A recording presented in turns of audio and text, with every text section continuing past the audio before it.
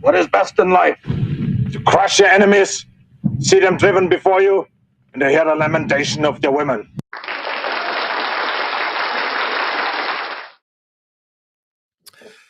All right, what is it? Sunday night? That must mean it's Radio Baloney Live Sunday night. I am your host, Richie Baloney.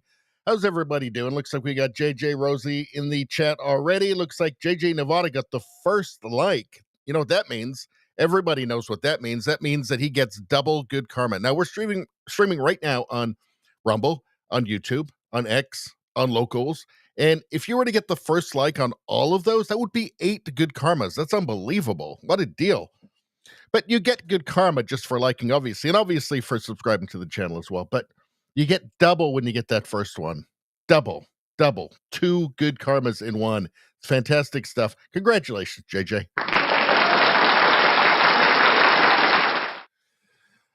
All right. What are we talking about tonight? I thought it was going to be kind of a short one tonight, and then I started hours ago, started putting it together, and actually we got quite a lot. So let's go through the menu very quickly.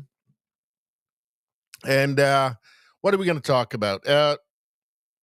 Trump, you know, it doesn't matter what the media says. It just seems to keep getting better. What Trump does just seems to work in the States. It's amazing. We're going to take a little bit of a look at, we're going to go back a little bit and remind ourselves about the Butler, Pennsylvania thing with Trump. And there's some stuff from Jesse Waters here, which is it's very interesting.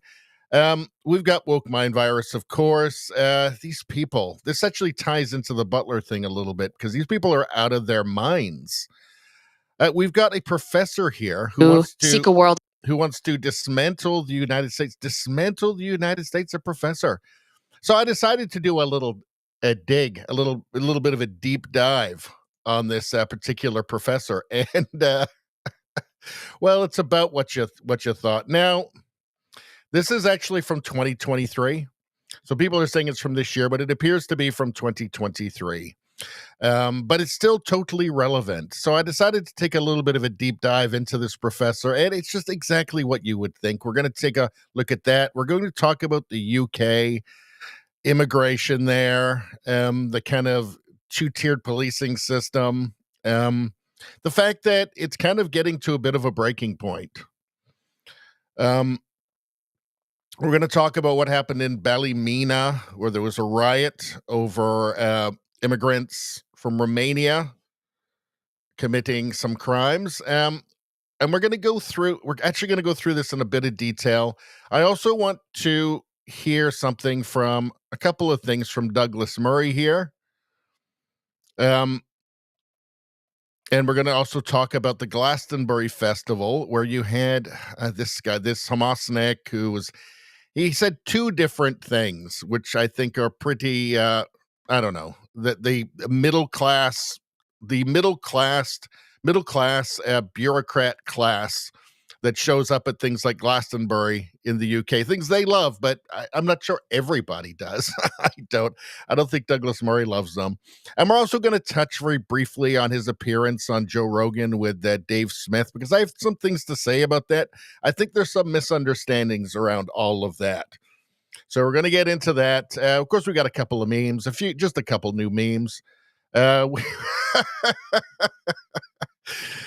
It appears that Germany just doesn't know how to handle their immigration problem and the problems that come with it, and you end up with absurdities like this that I'm going to show you. Ontario separation, we're going to take a look at this a little bit. There's a lot of talk about Alberta separating from Canada. Ontario separation would just be the total destruction of Canada. It just wouldn't be a country anymore. We'll talk about that a little bit, why I don't think that it's actually very serious. We've got some woke Canada stuff here, which I'll just save that for you. We have got liberal spending, of course they can't help themselves, throwing it on globalist stuff. Then we've got live stream. We've got a bunch of very funny stuff. We got some Joe Rogan and Post Malone here talking about Canada. People around the world are worried about Canada. Canada's become a cautionary tale around the world. We've got some fun stuff from the weekend. This video just won't. I want to show you this one, but this just will not play. Let's see. We've got some Gad Sad here. We've got that guy. Look at that. If that was my best friend, you know what? I'd be happy. A bunch of various stuff in here all mixed in. And there we go. There we go. What's this? There we go. All right. So it's still 4th of July weekend, I guess. So we can show this still, right? All right. What are you guys saying? Then we'll get into all this stuff in depth. Let's see. Nevada says, Rosie, it must be the second like. You know what? I'm feeling generous. 1.5 good karmas for the second like tonight. Dramus, how you doing? Good to see ya. No energy on Sunday, but fun just the same. I guess so. No they, them energy on Sunday. Sadly, unless Spambot shows up and gives us the okay, well, then we can do it. Let's see. Nevada says, Richie, did you see Rosie O'Donnell on the 4th? No, I did not. Maybe we should look it up right now before we get started. Hold on a second. Let's find that. I'm sure it's on X. I'm sure it was totally insane.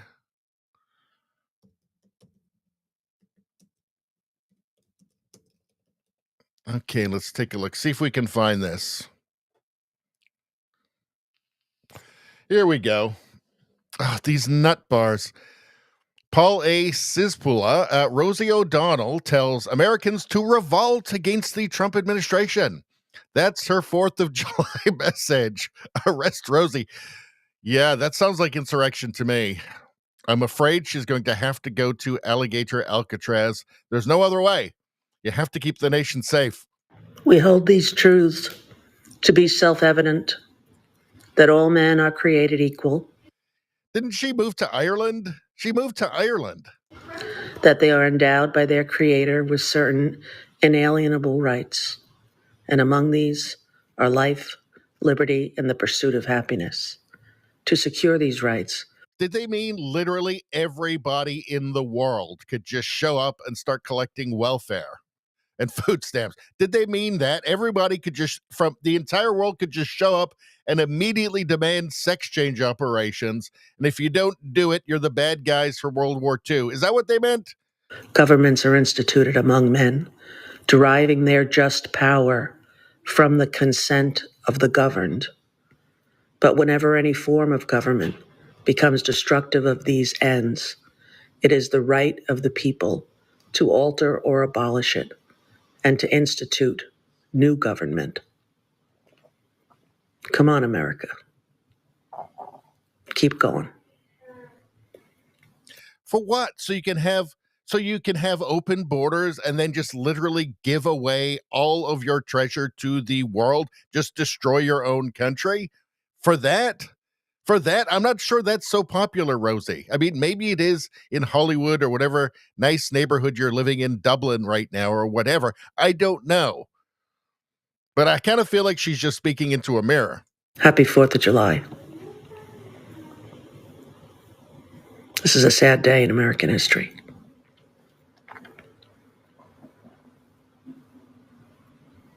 We hold It's a sad day in American history because Trump isn't destroying the United States.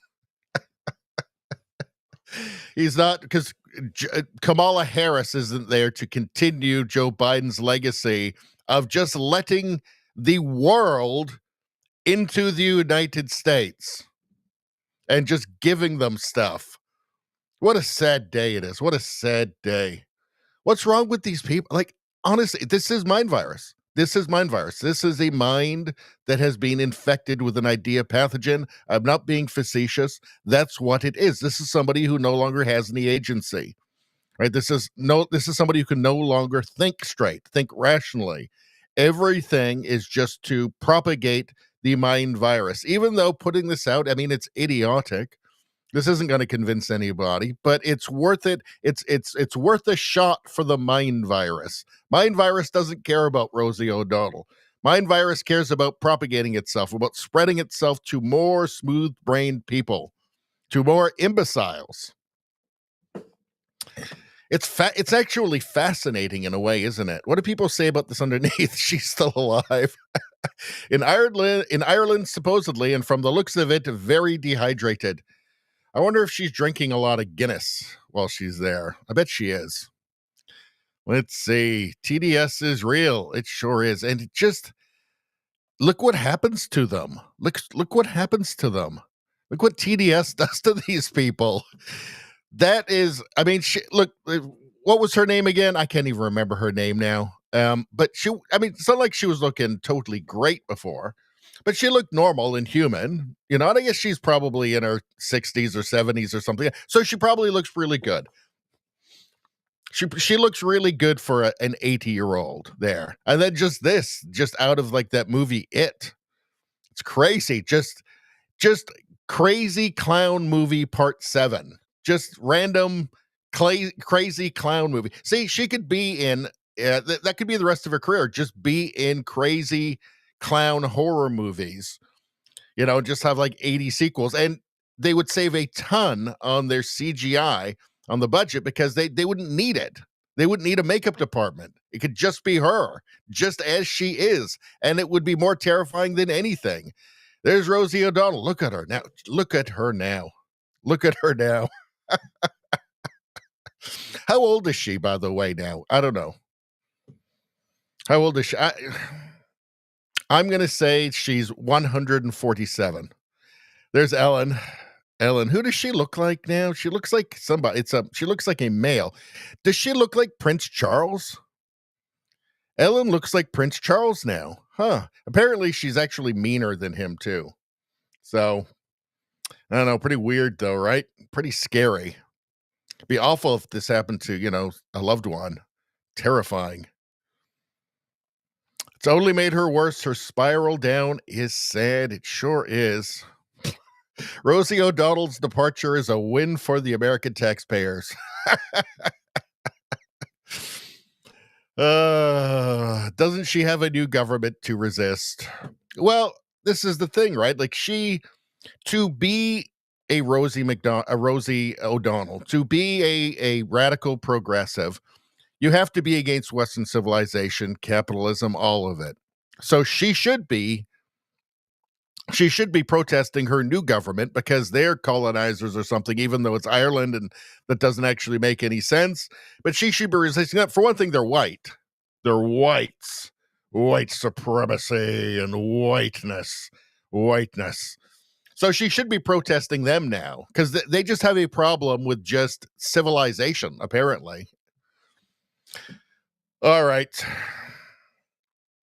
Let's get back to the chat for a second, and then we are going to get started on the main stories. All right. Randall Kippen says, how you doing, Randall? Rosie is 63. 63. Okay. I mean, she's not a healthy-looking 63, is she? Not a healthy-looking. That's a very sickly-looking 63.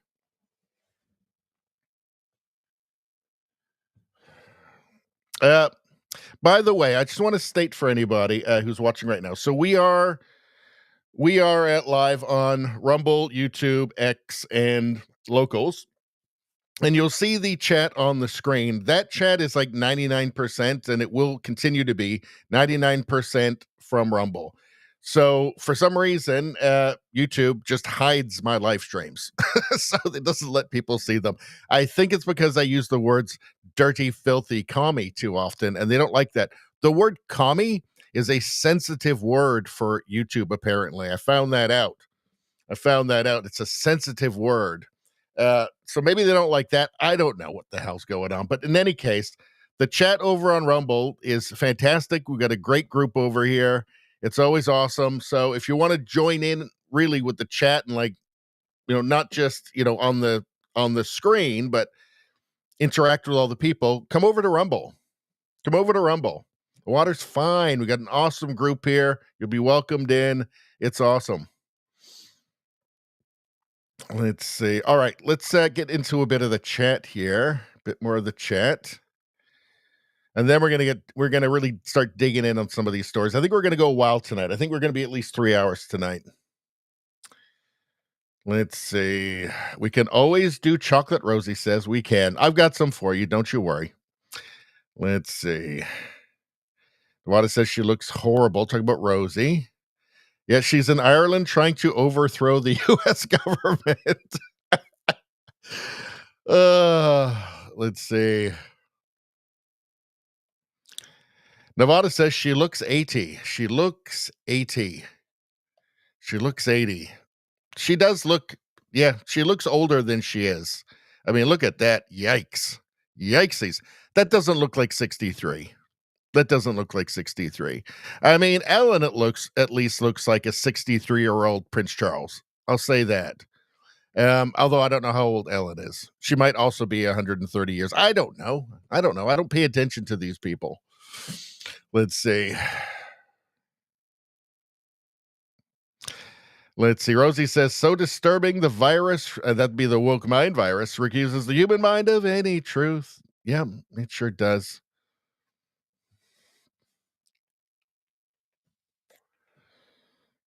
Let's see. Yeah, and she's 63, and she looks a lot older. Ottawa James, good to see you. All right. Rosie says, apparently when truth and love are replaced by death focus and the virus, this is the result. Yes, it's not healthy for people. They look like they sound, is what happens. Nevada says, Ellen looks like The Walking Dead. She does. Prince Charles in The Walking Dead. And he's dead. Let's see. Randall says, you should have way more views on YouTube. Well, apparently YouTube doesn't agree with that. YouTube thinks that I should have very few views, which is why they refuse to show my thumbnails to anybody. So anybody who finds my channel on YouTube, it's as if by miracle. So let's see. I don't think my videos even get on the homepage, like people like my subscribers' homepages.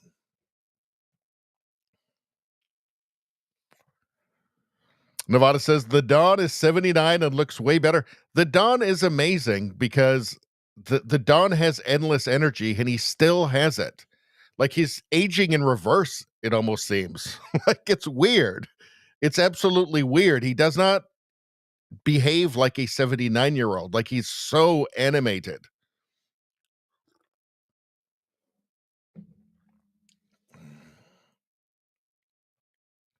Randall asks, does the jab cause premature aging? It might.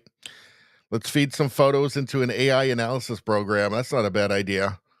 It may well do that. I don't know. I know there's been a lot of problems. I know people that have had problems.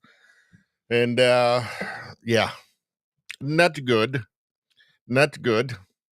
All right.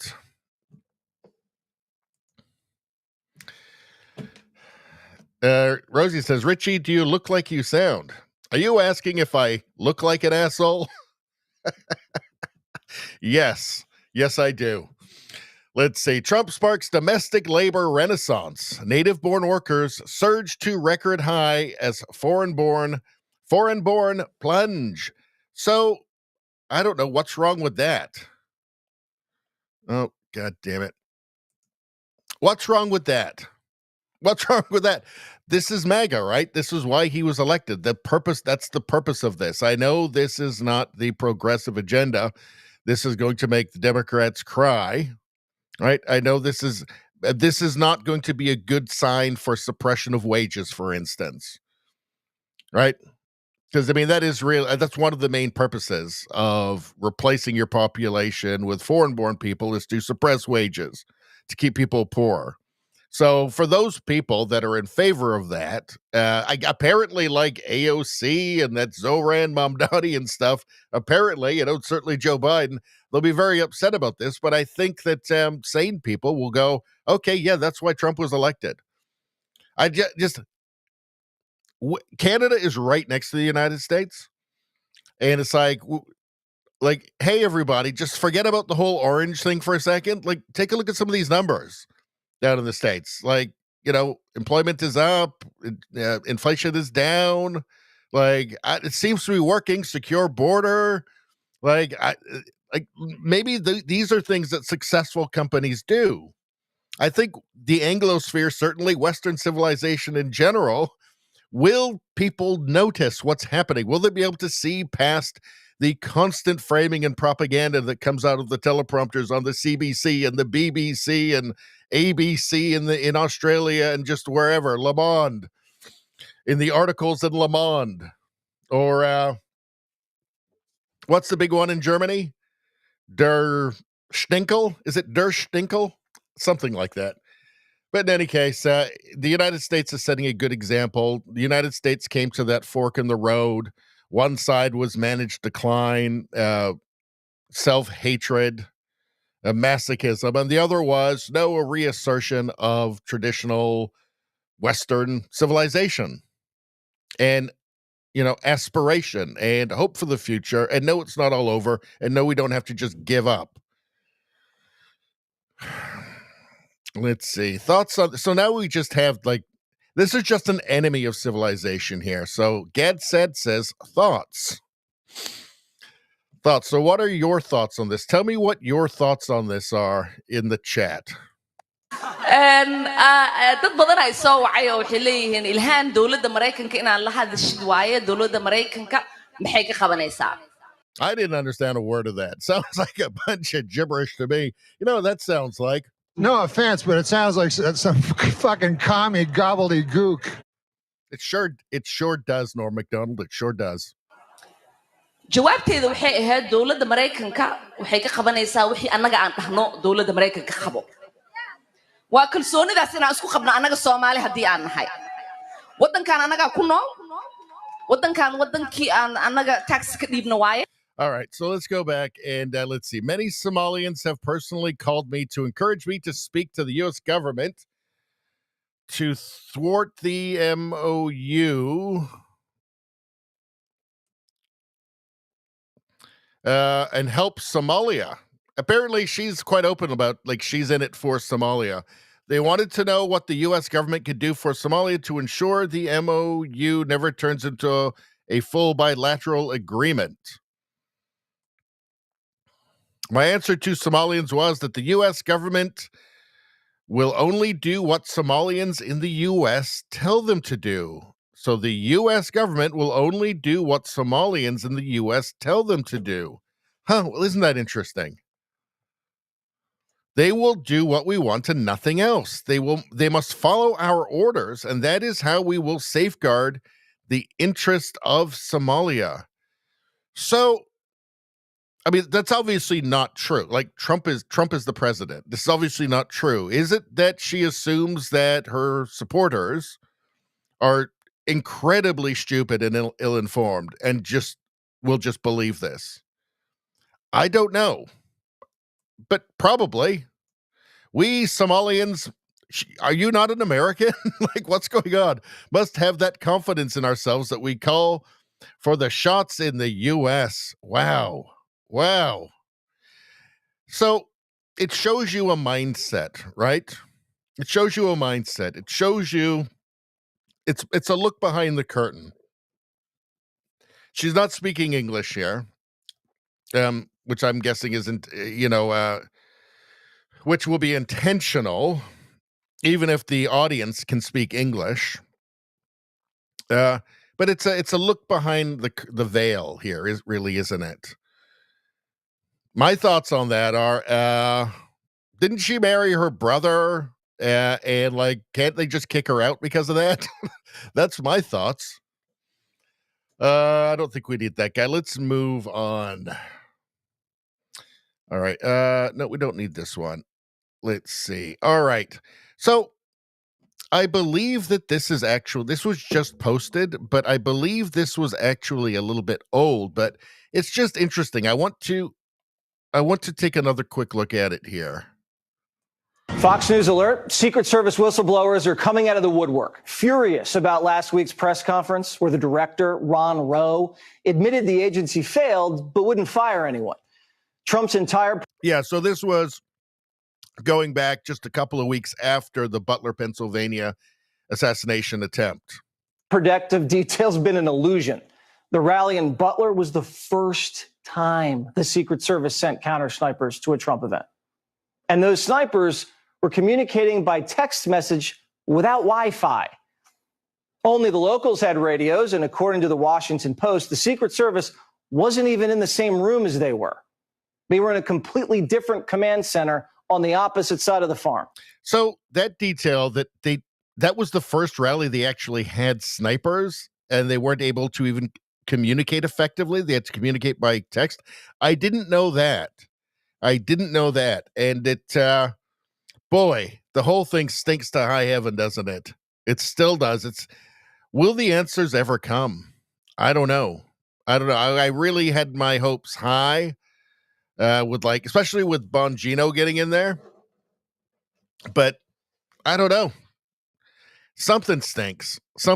Maybe answers will come. Maybe they will come at some point. Maybe there are things they just can't reveal, or they have to pretend that they don't have anything. I don't know. Maybe that's just wishful thinking. It probably is. But the whole thing still just stinks to high heaven.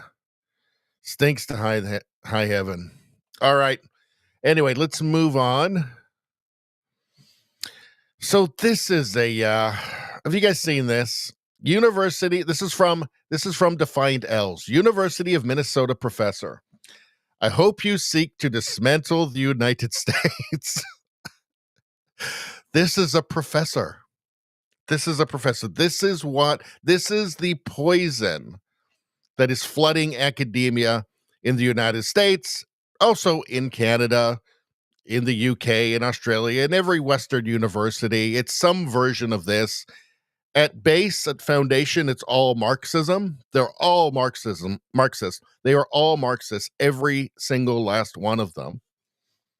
There's some version of this, but this is the American version of it, right? And they're all exactly the same. They're all exactly the same person and totally interchangeable. But let's take a look at this one. Now, this is actually from 2023. Professor calls on people to go as hard as possible to dismantle U.S. at pro-Palestinian event, lean into scaring them. So, 2023, earlier this month, University of Minnesota liberal arts professor Melanie Yazzie took the stage with several other speakers as part of the anti-capitalist Native American advocacy group, the Red Nations Teach-In on the Israel-Hamas war. So, there she is. She's wearing the same thing, as you can see. So it's a couple years old, but this is still totally relevant because she's still there, still teaching the same stuff, and the academia is flooded. It's crowded with these people. They're jammed in like sardines. All right, let's take a listen to this. Of all liberation struggles and the movements that seek a world of justice, equality, and peace, that seek to dismantle the United States. I hope you seek to dismantle the United States. And if that isn't your politics, okay? If that isn't your politics, what? You can't be in her class, I guess, probably, or you're going to fail her class? That's pretty much guaranteed. I speak as if everybody has this commitment. And the thing is that you should listen to Indigenous people when they're telling you that this is... I speak as if everybody has this commitment, the commitment to dismantle the United States, right? She's just so used to it. So in her bubble at her work, where she works at a university, everybody around her all agrees. So they're all in total agreement. She never meets any resistance on this whatsoever from anybody around her, right? That's just the milieu that she's in. That's universities now. That is the faculty of universities. That's the administrators. That is the institution. Right? This is what the institutions have turned into. Again, it's very revealing She says, I just speak as if everybody does. Well, because in her life, in her work, in her professional career, everybody does have the insane, batshit crazy commitment to dismantle the United States. The deeper you get into this, the worse it is, really. The goal. And that not only is this the goal, but this is the starting point. Because I think Nick articulated this very clearly. Decolonization is the only thing that is going to save us. The only thing that's going to save you from what? From what? From electricity, modern medicine, the building that you're in, your career, the microphone you're holding, the clothes that you're wearing, everything that makes life livable for you. This is the, how do they say this stuff with a straight face? So everything is worse since colonization, except electricity, medicine, internet, architecture, houses, heat in the winter, air conditioning. Just the microphone she's holding there, ballpoint pens, all of the things that she would be miserable without. That's what needs to be dismantled, really. It's really, obviously, capitalism. That's what they're really after. It's capitalism that they hate, right? She would not want to go back 500 years or 600 years or 700 years and live in a pre-colonial North America because life was hard, brutal, and short. She wouldn't survive a week.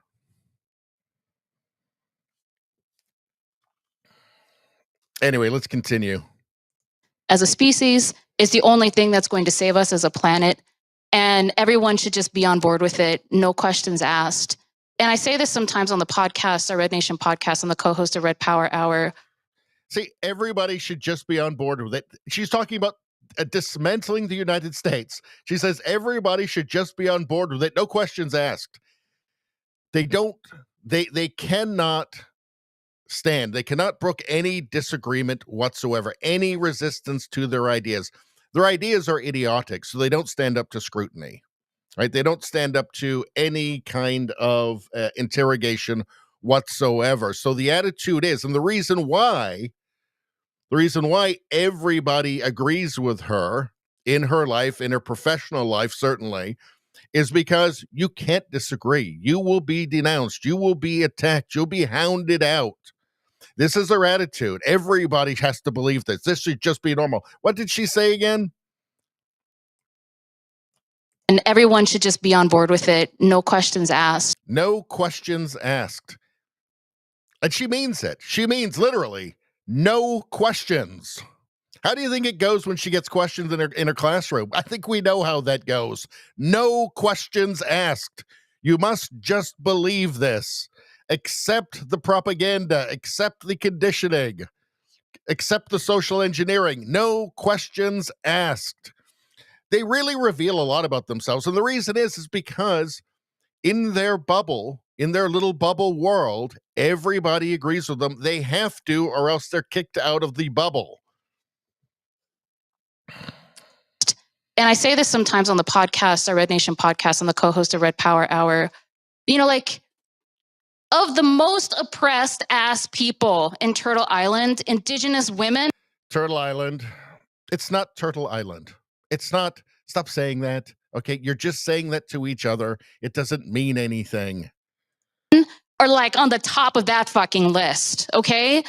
And incarcerated at higher numbers, murdered at higher numbers, missing at higher numbers. There was a study done in Canada because Indigenous women tragically do suffer higher rates of violence. They go missing more often. They did a study on this. It turned out that the violence being committed was by Indigenous males. So guess what happened to the study? It went away very quickly. That was not an acceptable answer. It was reality. It was reality. Do you think she gives a shit about reality? Do you think she cares that the violence comes from her own community? Do you think she cares? No, that's the wrong narrative. That's not going to help her dismantle the United States and, frankly, capitalism, because it's really about that. higher levels of rape and all kinds of sexual violence and sexual harassment. I mean, Indigenous women struggle so hard under the settler regime that is No, it's your own communities. And it's tragic, and you should do something about it. Your communities should deal with that directly and not blame colonialism.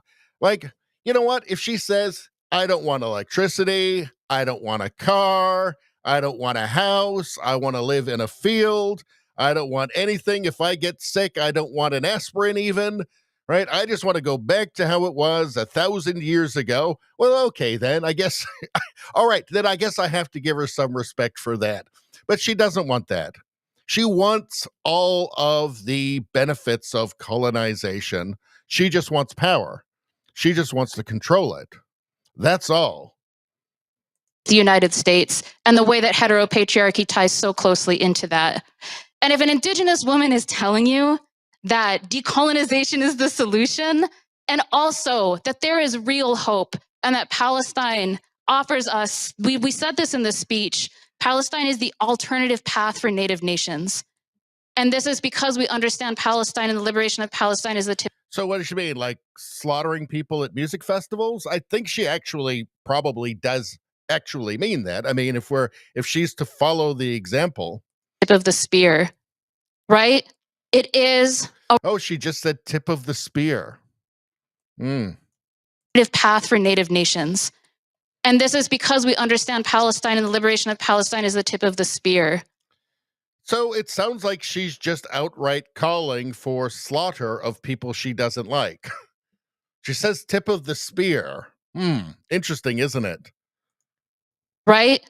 It is a righteous struggle, and it is so powerful that it has literally, in 60 days, changed the entire world. The entire world has changed. I knew it the moment that it happened, that nothing, and I mean nothing, for colonizers or for any of the good, humble people of the earth would be the same ever again. And we need to lean into that, lean into the fact that colonizers are scared. Lean in to scaring them and making them feel uncomfortable. It really makes your blood boil, doesn't it? Listening to this. Scare them. What? Is she going to do it? I mean, it appears that she thinks that Hamas has this wonderful vision of the world. I'm not so sure about that. I'm not so sure she'd like Hamas's vision of the world. I mean, was she one of the people that was out celebrating, 2 hours, while the slaughter was still happening, while the bodies were still warm? Was she one of the people out celebrating? Probably. These aren't just nice little benign people with their nice little ideas. No. These are Bolsheviks. These are the you got to break a few eggs to make an omelet people. And a few eggs means millions of people. And they know this very well. Like, a lot of these professors are very well versed in Marxism. They're very well versed in the history of Marxism. They know what happened. They know about the, 100 million, 120 million people who died needlessly due to communism in the 20th century, and they don't care. These are the you got to break a few eggs to make an omelet people. You listen to them talking, believe them. Believe them. Don't make excuses. Don't say, oh, well, they don't really mean that. I think that they actually do. If they're using Hamas as an example to follow, you should be worried about these people and their ideology. Right? It is because we have power. Oh, I can feel it coming on. I can feel it coming on. Hold on 1 second. Here we go. Hold on. Let's let her talk again. And making them feel uncomfortable. Right? It is because we have power of all liberation struggles in the. Shut up, Commie. Commie gets nothing. So anyway, who is this person? Who is this awful person? Let's see. Melanie Yazzie. Yazzie. Melanie Yazzie. She's from the University of Minnesota. Let's see. Yeah, yes, as you can see up here, University of Minnesota. Let's make this a little bit bigger. So who is this person? Melanie Yazzie. She's from the University of Minnesota. Look at that nice smile there. Look at that nice smile. You'd never guess that she wants to emulate Hamas to dismantle the United States of America. Let's see. So here's some of her courses here. I thought we'd take a look at some of these. What do we got here? Critical Indigenous Theory. Critical Indigenous Theory. So the critical part means it's all Marxism. That's what it means. And they also hate white people. Description.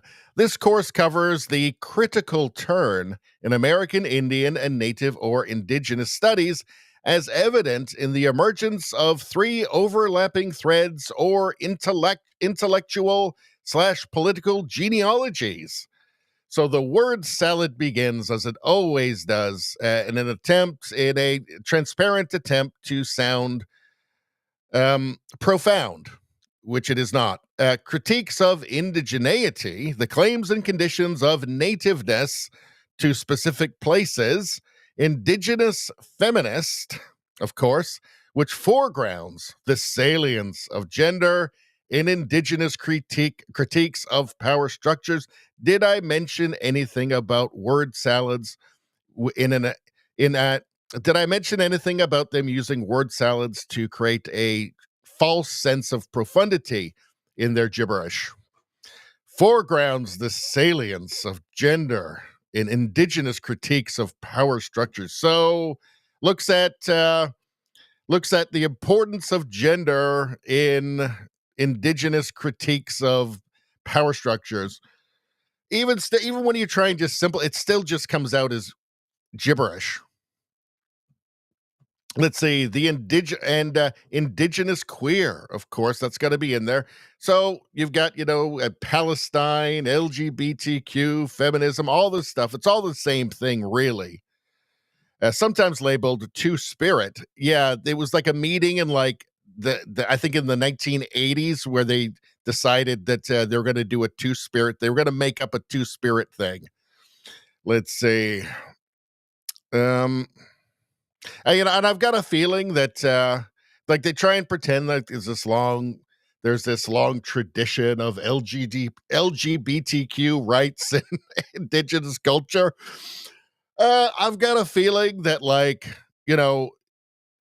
before colonization, being exactly like Liberace probably wasn't getting you very far.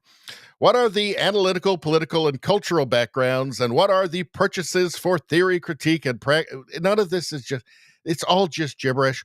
For interrogating academic and non-academic, including indigenous forms of inquiry and knowledge production and being what do you mean? Living, being alive. The purpose of this is to create a false sense of profundity to it, as if it actually means anything. I mean, it's all just Marxism, white people bad, capitalism bad. That's all it actually is. So they just couch it in these kind of confusing sentences that don't really mean anything. Or if you break them down, they don't actually sound very profound or interesting. That's the purpose of this. It's to confuse the reader. It's to confuse their students and to kind of just it's to have their students' heads spinning so they're not really paying attention to anything. They just accept the unsupported conclusions that they come to. I looked at this. Introduction to American Indian and Indigenous People. So it looks like they actually probably rewrote this part to make it sound more normal. But I did notice here professor reviews. Let's see. I genuinely did not learn one thing in this class. Let's see. Other comments are correct. In fairness, the prof had a difficult semester and was not in the headspace to teach.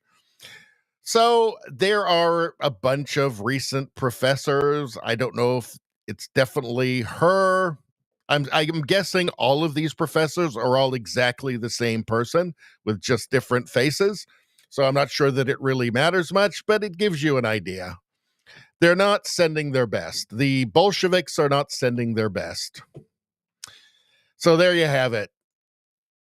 I mean, this is kind of the downside of having, by far the freest, most equitable, wealthiest, the highest levels of well-being in any civilization throughout history, and it's not even close, is that people can get comfortable enough to become that.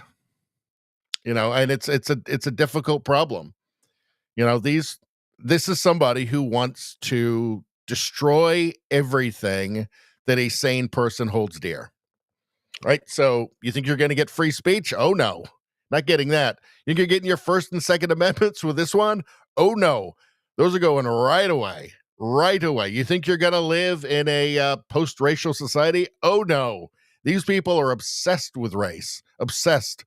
Their future is a future of constant sectarian and identity conflict between different identity interest groups. That's the future these people have, right? Their future is the lowest common denominator life of the socialist, of the communist.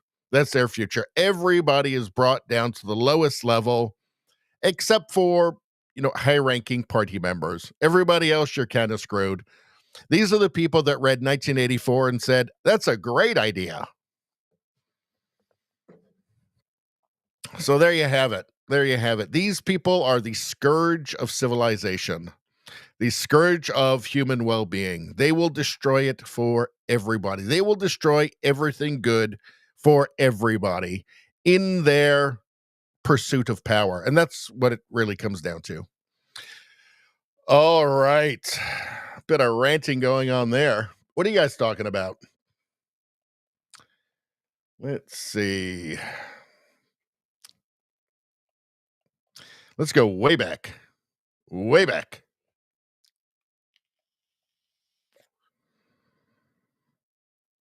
Let's see. Izzy got like number 4. You know what? You get 1.1 good karma, Izzy. You get an extra 0.1. Let's see. And how you doing? Let's see. What else we got? Ottawa James makes a really salient point here. Brain dead lefties. Brain dead lefties. Nevada makes a great point here. Stinkin' commie. Stinkin' commie. Randall Kippen says, why is she wearing stockings? Natives didn't have stockings. I know. I guess she hasn't thought about this very hard. Again, it's not actually about decolonizing. They still want all of the benefits of colonization, right? They just want they want power. They want to control that. Let's see. They want to control the things that they didn't build. Izzy says, Red Power Hour, sounds like a commie. Sounds, sure does. Let's see, but it's also native, and because I guess they reclaimed that or something, but it's also commie too. Also commie too. Nevada says, Red Power Hour. Imagine if there was a White Power Hour. Well, we know exactly what would happen. Nevada says, by the way, July is White History Month. Sure is. Randall says, stockings are cultural appropriation. Cultural appropriation. Cultural appropriation. All right. This is a good opportunity for me to say to anybody watching right now who's not subscribed to the channel, subscribe to the channel. Also, like the stream. Liking the stream is extremely important. Everybody knows that. Just go ahead and do that now. Also, anybody, and look, I know times are hard, but look, anybody who wants to support the channel, no pressure, but anybody, the best way to do it is subscriptions, is to buy channel memberships. So again, become a member of the channel. We'll be doing a Rumble Premium only stream tomorrow. We're going to be looking at George Soros and the Open Society Foundations.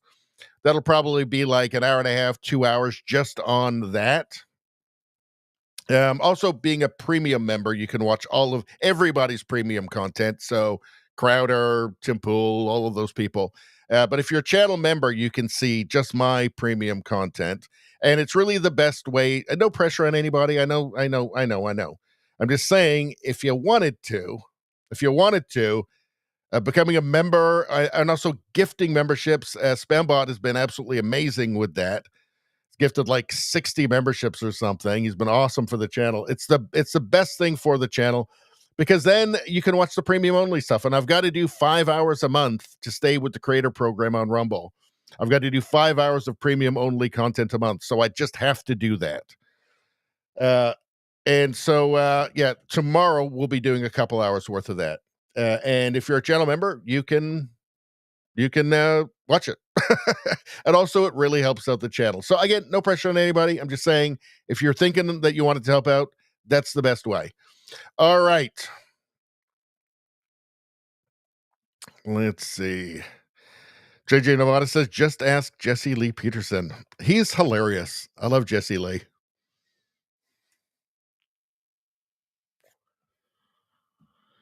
Let's see. Izzy says, it was also found Native men experience high rates of death, as I recall, but that was ignored because men aren't important or something. Yes, exactly. Exactly. Let's see.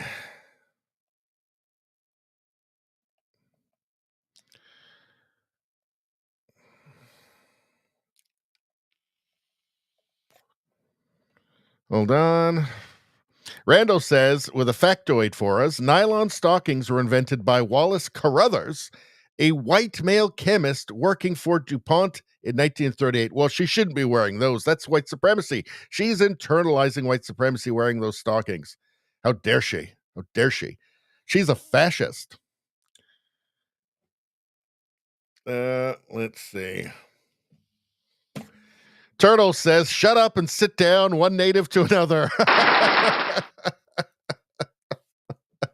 How you doing, Turtles? Good to see you. Let's see.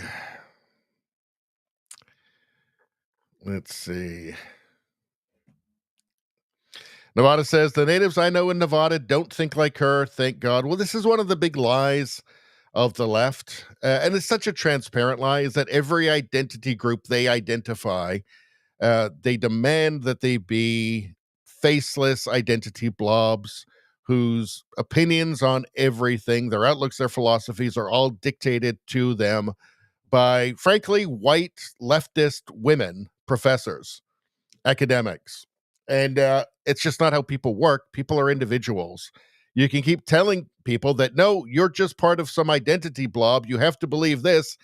And not everybody is going to. Some people, some individuals are susceptible to that. Maybe there's some benefit they see in that. But it doesn't matter what group you look at. They're individuals. You can't fool all the people all the time. It's such a depressing view of humanity, don't you think? That just to separate people into these identity blobs that are born with specific political beliefs that are assigned to them by professors. What a depressing world that is. You're this, so all of you are exactly the same. You're allowed to have different haircuts and wear different clothes and makeup, but not too different, and nothing else. What a depressing anti-human view of the world. The modern left, the modern progressive, has the most anti-human view of people from anywhere in the world, of any background, of any race or whatever. It's a profoundly anti-human view, which I'm opposed to. Turtle says, it's lame TED Talk bullshit. The natives are now waving their shit in the wind. It's a take from Turtles right there. That's the kind of take you only get in the chat on Radio Baloney, folks.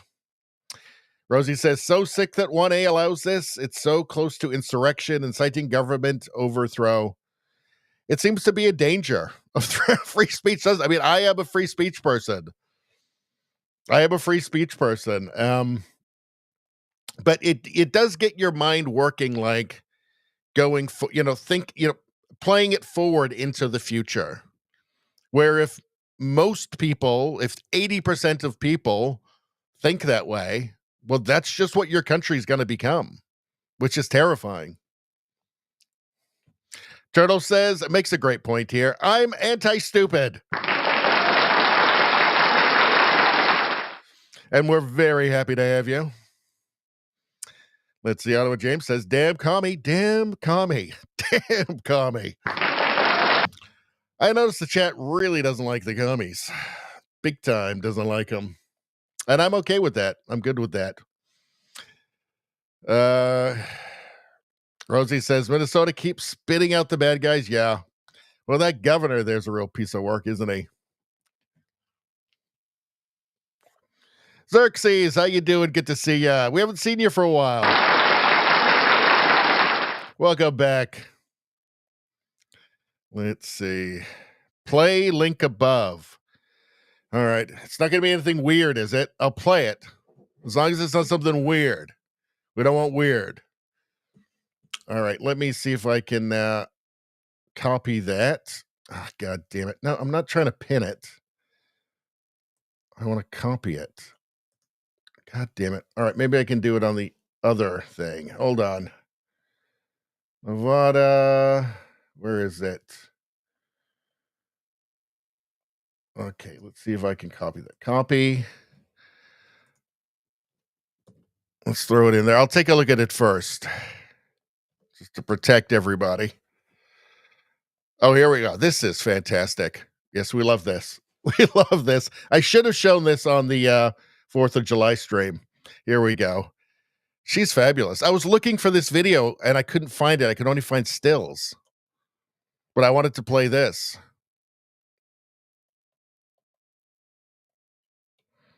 Where's the volume? Oh, I can't play the music. That's Ana Paula Luna, right?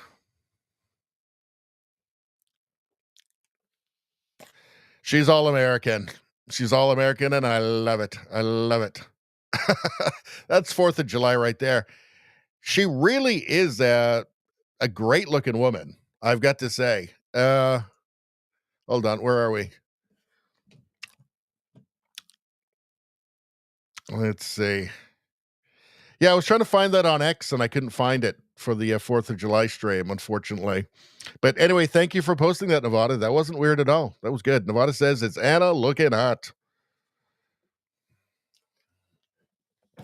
Actually, you know what? I got to check. Hold on a second, people. Oh, this is very exciting. This is very exciting. Let's do this right now. Here we go. You ready?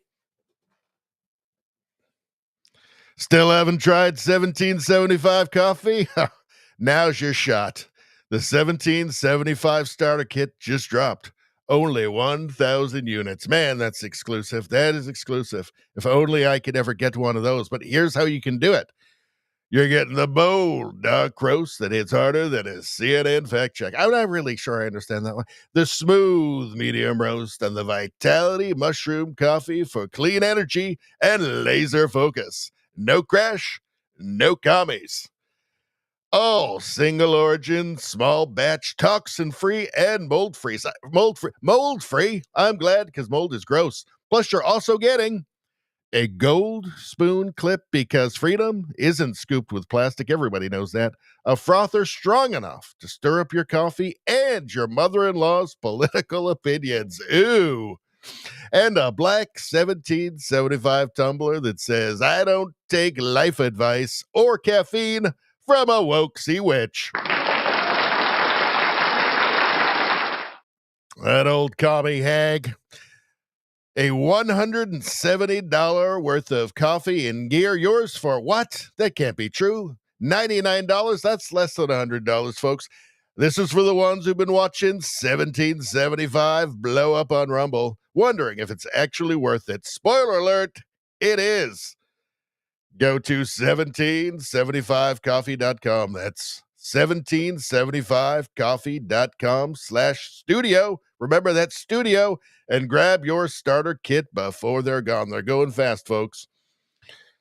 Bold beans, clean fuel, and a morning routine that stands for something, just like Rumble does. What does it stand for? Free speech, my friends. Free speech. It's the most important thing you got. Start your day with coffee that actually backs what you believe. Don't give it to weird coffee commies.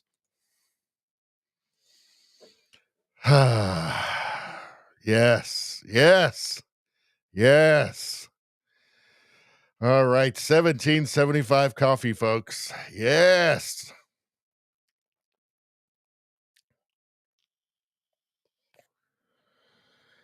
Let's see.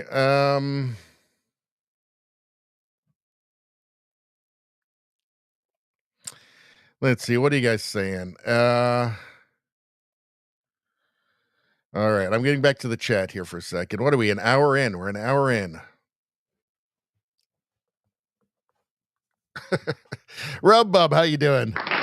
What it all boils down to is we don't hate commies enough. Ad, they should get nothing. There should be an ad. A commie gets nothing ad. I got to work that in there. Rosie, play my. So where is yours, Rosie? I'll have to go back. All right. So now we're doing. I just play clips from the chat. Is that what we're doing now? All right. Fine.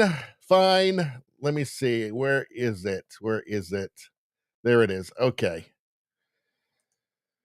All right. 1 second. Fine. I'll just play what you guys want. Spent hours putting this together, but that's okay. No, I'll just play what you guys want me to do. It's fine. No big deal. No, it's not like I spent hours putting this thing together or anything. No, just. All right.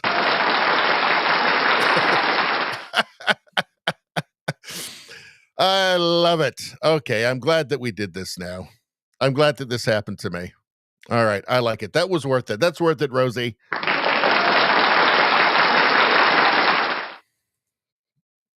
And there's some chocolate cake for you.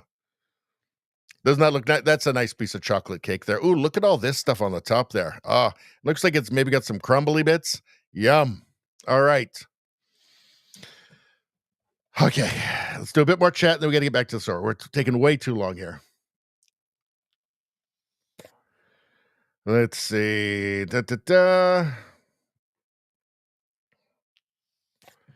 Turtle says, I went to a native college and they fired all white professors during COVID. Bullshit. They were the smartest professors there. You see, this is modern progressivism. This is anti-racism. It just makes no sense. All you're doing with this stuff, all anybody is doing with this stuff is impoverishing themselves. Right? When you make it so that people are afraid to even talk to each other because somebody's going to get offended and one person has more power to be offended than other people, all you're doing is impoverishing yourself. I mean, who wants to live in that world? Just ridiculous.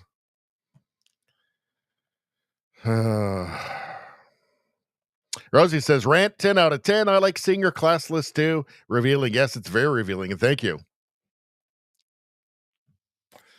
Rumbum says, victimhood is the currency of emotional manipulation politics. Rumbum 2025. Yes, oppression is the coin of the realm in modern leftist land.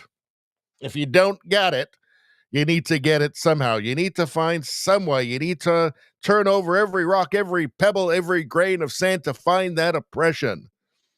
Because if you haven't got it, you got nothing.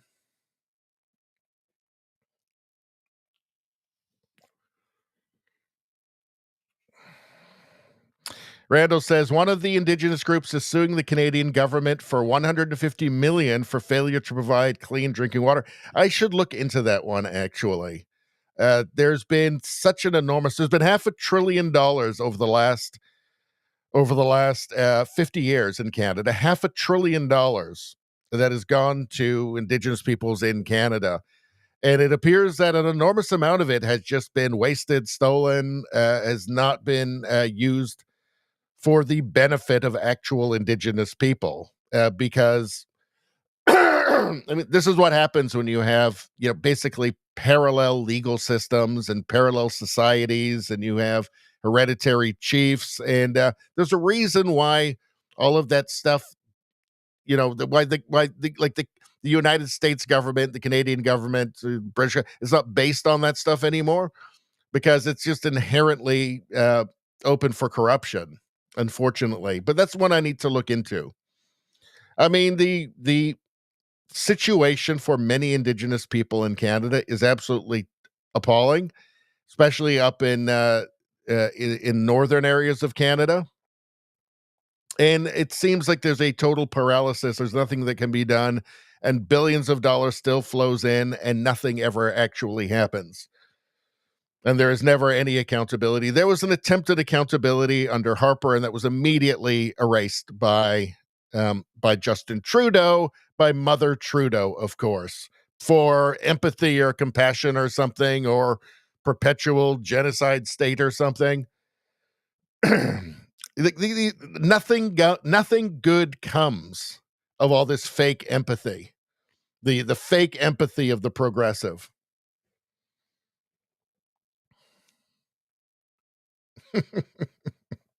All right, I'm going to skip to the end of the chat because we got so much more to do.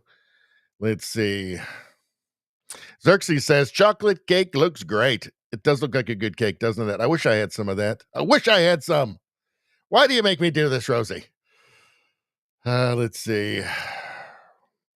I had, and now you guys are just talking about delicious food, steak and barley soup. That sounds good. Homemade pizza, garlic bread. Come on. Hope Richie already ate. You know what I ate? I realized I was working for hours before this stream to put this together, and I realized I'd forgotten to eat anything. And you know what I did? You know what I ate? I had 5 crackers with some hummus and 1 turkey stick. That's my dinner. So you know what you can do with your steak and barley soup, with your homemade pizza garlic bread. You know what you can do with it. I'm only kidding. Say whatever you want. just don't ever leave the channel.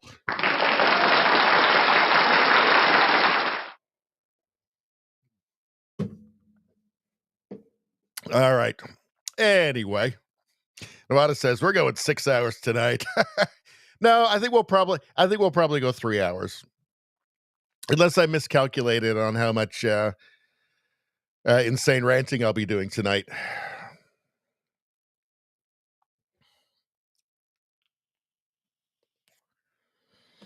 Let's see. Rosie's saying anti-ice sounds treasonous. Anti-ice in July sounds stupid. CNN is calling me. Well, what is anti-ice? Like, anti-ice is anti-having a border. Anti-ice is anti-border security. Anti-ice is anti-distinction between citizen and just anybody from anywhere in the world. That's what it is. Anti-ice is dismantling the United States. That's what it really stands for, right? When these lunatics like this, who would be thrilled to have their hands absolutely covered in blood, right? Because these are Bolsheviks, right? You think that dismantling the United States is going to be bloodless, right? These Hamasniks who praise Hamas, right? Who praise things like what happened at the Nova Music Festival on October 7th in Israel, that praise what happened to those people in those little villages. You think these people are not going to have blood on their hands, at least not symbolically? She's you can guarantee she's anti-ice. She wants to dismantle the United States. She is what anti-ice means. She is what they're talking about. What she is talking about is what they want. That's what it really means. These are enemies of, I'm not even going to say Western civilization, just civilization, right? Just civilization.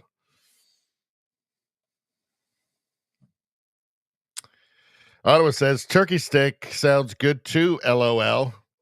Really? That sounds like your perfect dinner? 5 crackers, a little bit of hummus, and a turkey stick? I mean, look, it is pretty good. Look, if I was lost in the woods, right? If I was a medieval peasant, it would be great. But I'm not, and I don't want to be a medieval peasant, and I don't want to be lost in the woods. So it's not perfect, but I will probably have something else after. So anyway, whatever. I mean, it doesn't really matter. Anyway, blah, blah, blah. Let's see. Rosie says, Richie, send me your number. I will fax you dinner every time. I can't eat faxes. All right. What the hell's going on?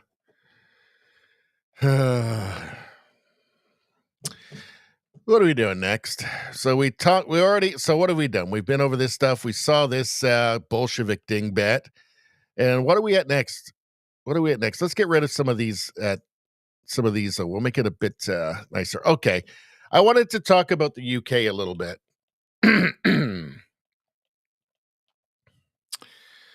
So,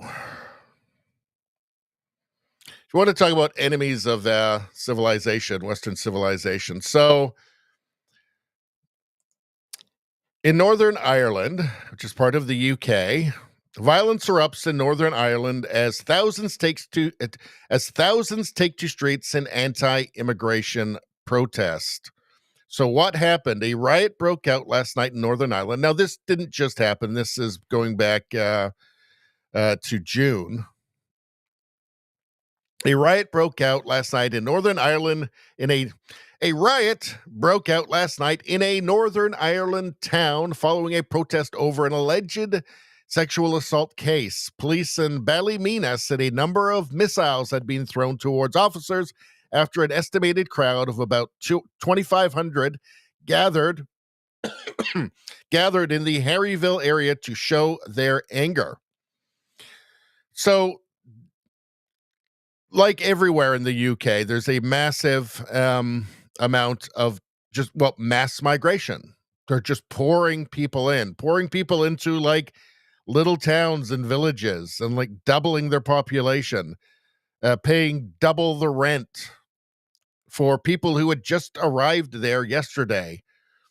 When they have massive housing shortages, there's all kinds of financial trouble, and they just keep pouring these people in, and they refuse to listen to the people. 2 teenagers cannot be identified because of their ages. A Romanian interpreter was used in court. Romanians. Now, what does the police chief here have to say? Last night saw significant sustained disorder in Ballymena. This violence was clearly racially motivated and targeted at our minority ethnic community and the police. Well, so now Romanians are as well. I mean, it's really like all they've got, isn't it? It's really all they've got. Just they got nothing else in their bag of tricks. It was racist thuggery, pure and simply, and any attempt to justify or explain it as something else is misplaced. Last night saw significant. I don't know. Maybe there are some other answers here. Let's see. Annunziata Rees-Mogg posted this. Let's see. So, what was this from? This was from. Here's an article. This looks like it might be The Spectator. Nobody in the UK voted for any of this. Nobody went down to the ballot box and thought, yep, I think we need a whole bunch of new immigrants. As many as we can get, especially those immigrants who can't speak English, don't understand our way of life, and have no intention of integrating. The only explanation, though, is what? Sustained disorder in Ballymena. This violence was clearly racially motivated and targeted at our minority ethnic community. That's it. Let's see. Oh, hold on. We got some other stuff in here. It's getting mixed up now.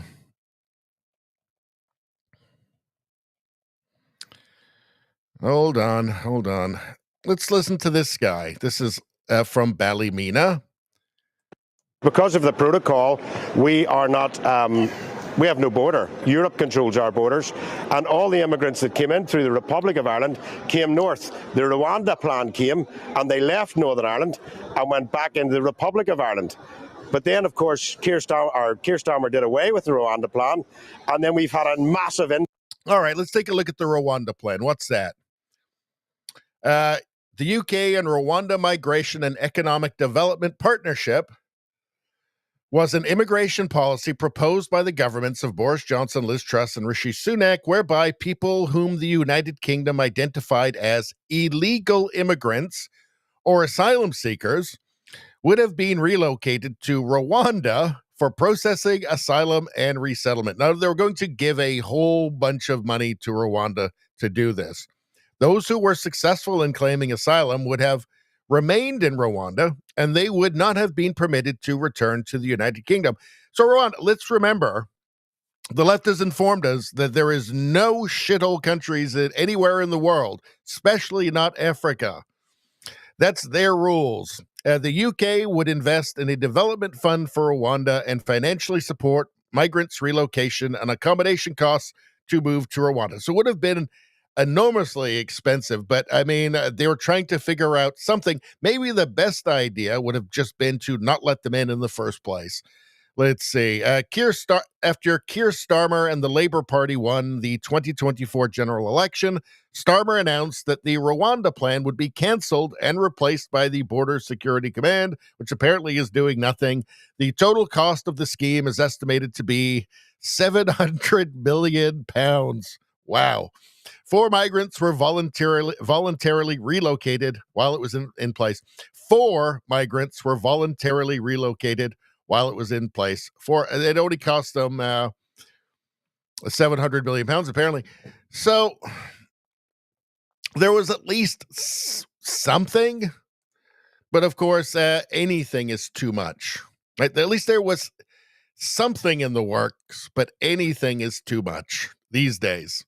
Influx of migrants looking to be part of the UK, because of course they'll get all the same benefits as the rest of the UK, and when they get to Northern Ireland they can travel with no passport straight into England, Scotland and Wales. So being in Northern Ireland is a great advantage. But what has happened is the private landlords make up about 25% of our social housing. Now, there's a group called MEARS, I'm sure you have groups exactly the same that look after migrant costs and housing. And what has happened is MEARS has offered all the private landlords twice the rents in order to keep these migrants, because of course, the government is giving them the big money to get them out of the hotels. So what is happening is all the people of Ballymena that lived here, born here, actually can't get housed here, and that too is causing friction in this area. And not only can they not get housed here, if landlords are getting £2,000 a month for a house, then every house in the street goes for £2,000, whether there's migrants in them or not. And that is pushing the young people out of this area. It's changing the culture of this area. And this is happening right across Northern Ireland.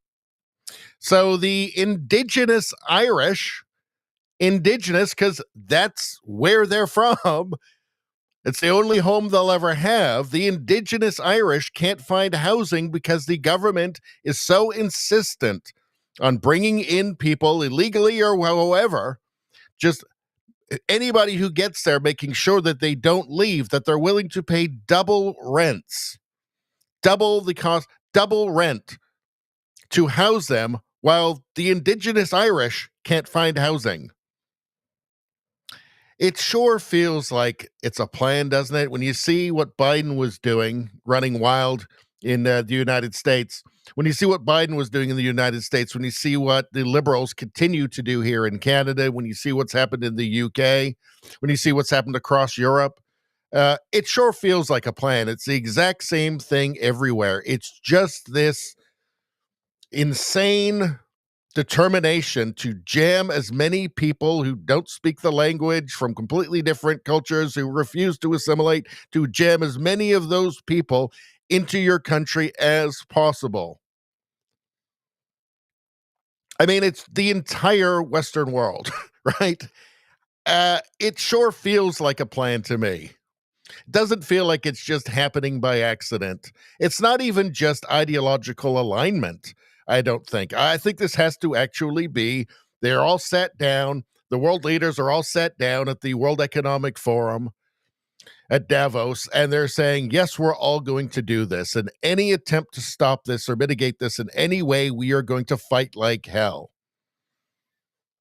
And they're not doing it for the well-being of their own people or the people that were stupid enough to vote for them.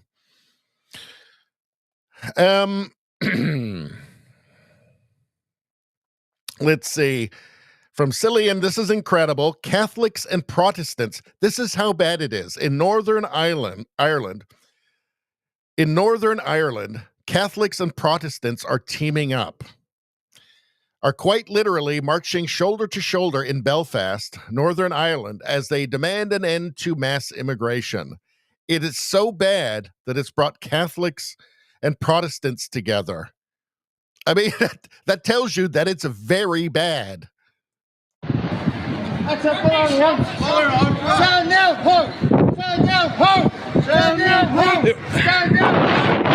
They're saying send them home. So I'm feeling like the Irish are just built a little bit different. That's what I'm feeling like. Yes, they'll be called racist. They don't care. Apparently, they don't care. Let's see.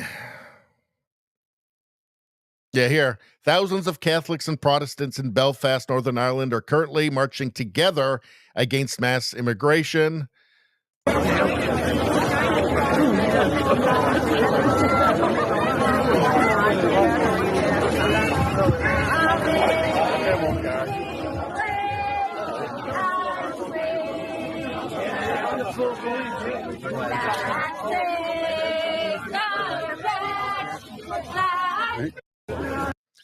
It's actually quite inspiring, isn't it?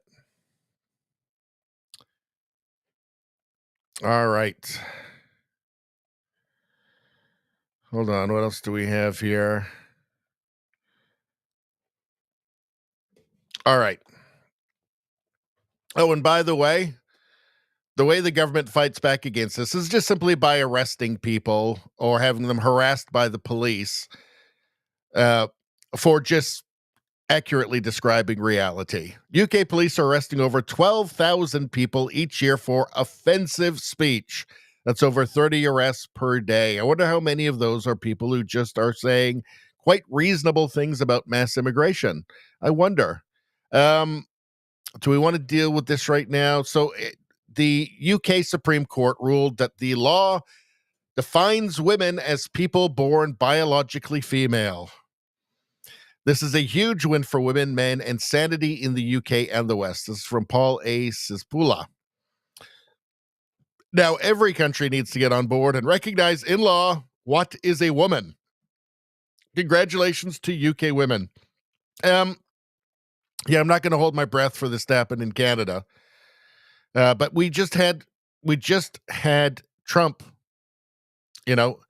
stating publicly. He said it many times before, but stating publicly, yes, we're getting rid of all this gender lunacy, right? The insane. These are not his words; they're my words, but it means the same thing. The ridiculous, the absurd redefinition of the word gender into just this metaphysical, infinite series of abstractions, essentially the progressive soul.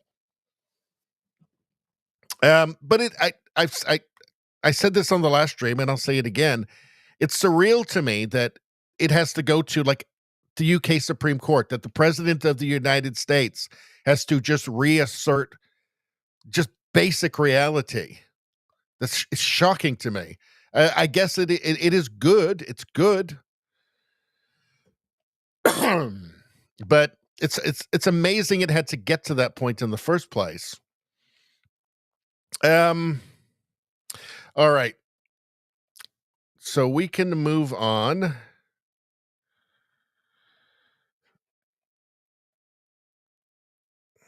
Oh, this was interesting. It's pretty insane that we've got riots happening in both Northern Ireland and California at the same time. Well, the riots in California were for illegal immigration. And the riots in Northern Ireland are people saying, no, Ireland is for the Irish. And it is. They're the indigenous people of Ireland.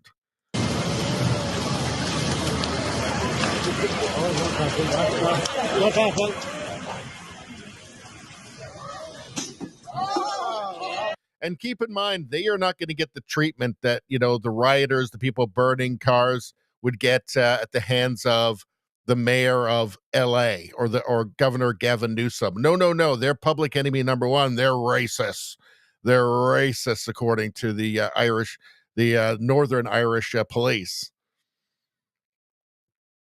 So, yeah, I feel like the Irish, maybe they're just born a bit different, huh? Hold on. Okay.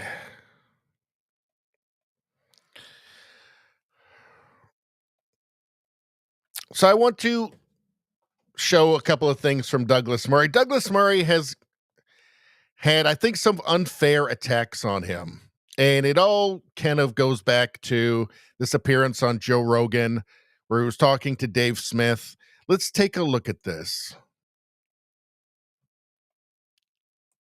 But I just fundamentally disagree with this idea that, which I really do think is quite anti-democratic in spirit and quite elitist, that there's an expert class. They can have opinions on all of these things. It's weird for any regular person who's just read about it. Not my view. Not my view. Seems like what you're saying. I conceded already. I said a long time ago that I believe much of the expert class let itself and us all down very badly. And I think that happened in foreign policy in areas, not every area, but it happened in some areas. I think it happened with COVID in many areas. But that does not mean that it's just a free-for-all. No. There are some things we can still verify to be true and can still agree on as baseline levels of agreement in a free society. And yes, everyone is free to air their views, but it does not mean that everyone who sounds off on an issue, whether it's World War II, the war in the Middle East, the war in Ukraine, has an equally valid point of view. No. I certainly would. But I just fundamentally disagree. So Douglas Murray was characterized as being that non-experts should be canceled and censored. That's not you can hear here. That is not his point at all. I think what his point is, I think at the most simple level, which I agree with, is that when you're talking about issues, like say you're talking about Palestine, Israel, Palestine, Gaza, or maybe you're talking about the Ukraine war, and everybody needs to have some humility, right? So I've said many times, the word expert does not mean what it used to mean anymore. It's something else now, right? A lot of people that are called experts on the evening news are really just propagandists. They are people that have been pre-screened to push the narrative. These are people that know that they won't get the appearance fees on NBC News or CNN or MSNBC or the CBC or the BBC or wherever, unless they spout the pre-approved narrative on just whatever. But expertise still does exist. I mean, there still are actual experts. The problem is that too often they don't get a chance to actually speak to the public because they're not aligning with the preferred narrative or the mandated narrative, right? But they still exist, and you have to take, and sadly because of this, and you really have to take the expertise that you're offered in mainstream media with a much larger grain of salt than you did in the past. You always had to take it with a grain of salt because people have been, even experts are constantly wrong about things. But I feel like in the past, there wasn't quite the same narrative control. There wasn't the same ideological capture that there is now. And of course, you want alternative opinions. I think that Dave Smith is valuable. People like Dave Smith are valuable. They should be able to speak. Douglas Murray is also agreeing with that point. I think his only point is that if you are Dave Smith and you're not an expert on the Middle East, right? Or if you're talking about what's happening in Albania right now or anywhere, you do need to have some humility. So you can't just be attacking people. They're 100% wrong and you're 100% right. And you can't just be outright attacking people 100%. You do need to display some humility around this as people with actual, the people who have spent their life studying something, some region of the world, say, they also need to exercise some humility. And I think that was just Douglas Murray's point. I think that was his entire point in this. I probably should have dealt with this back then, but I just didn't get around to it. But no, at no point was Douglas Murray saying that Dave Smith shouldn't be able to go on Joe Rogan.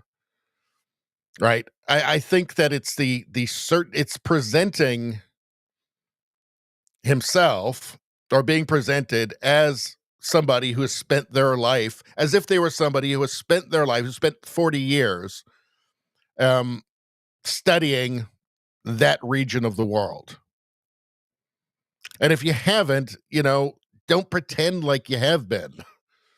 Right. And I like Dave Smith as well. Right. Here's the thing. Nobody's perfect. This is my point. Nobody's perfect. Don't believe everything I say. Right. I've had to correct myself on here several times in this live stream, more than once. Right. Take everything everybody says with a grain of salt.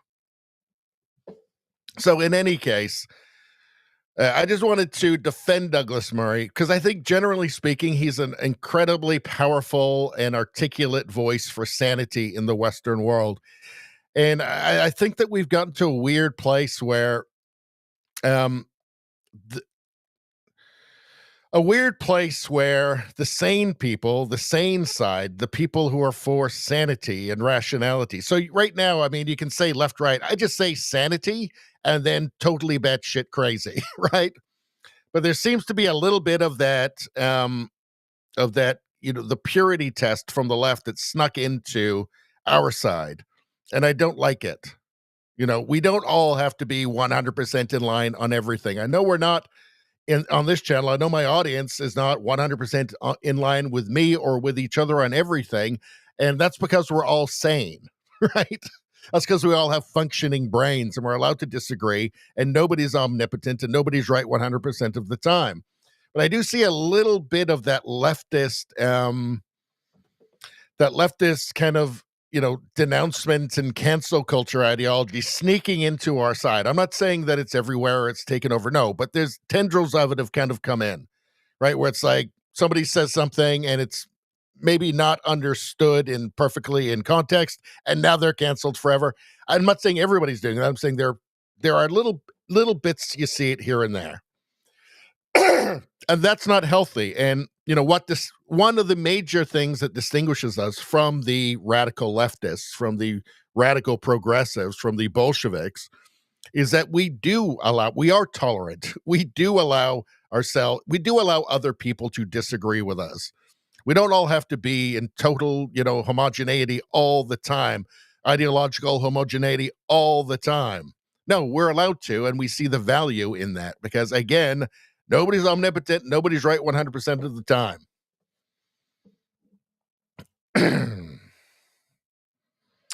Let's see. Randall says Dave Smith has Ben Affleck vibes when Ben Affleck was on the Bill Maher show.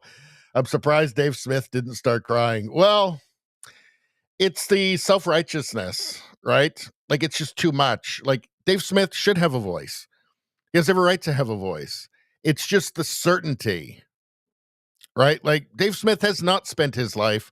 He's not spent 4 decades or 5 decades or 6 decades studying that region. Like, it does require a little bit of humility, and I think that was really the point that Douglas Murray was getting to. Douglas Murray 100% knows way more about it than Dave Smith. He does, and that doesn't mean Douglas Murray's right.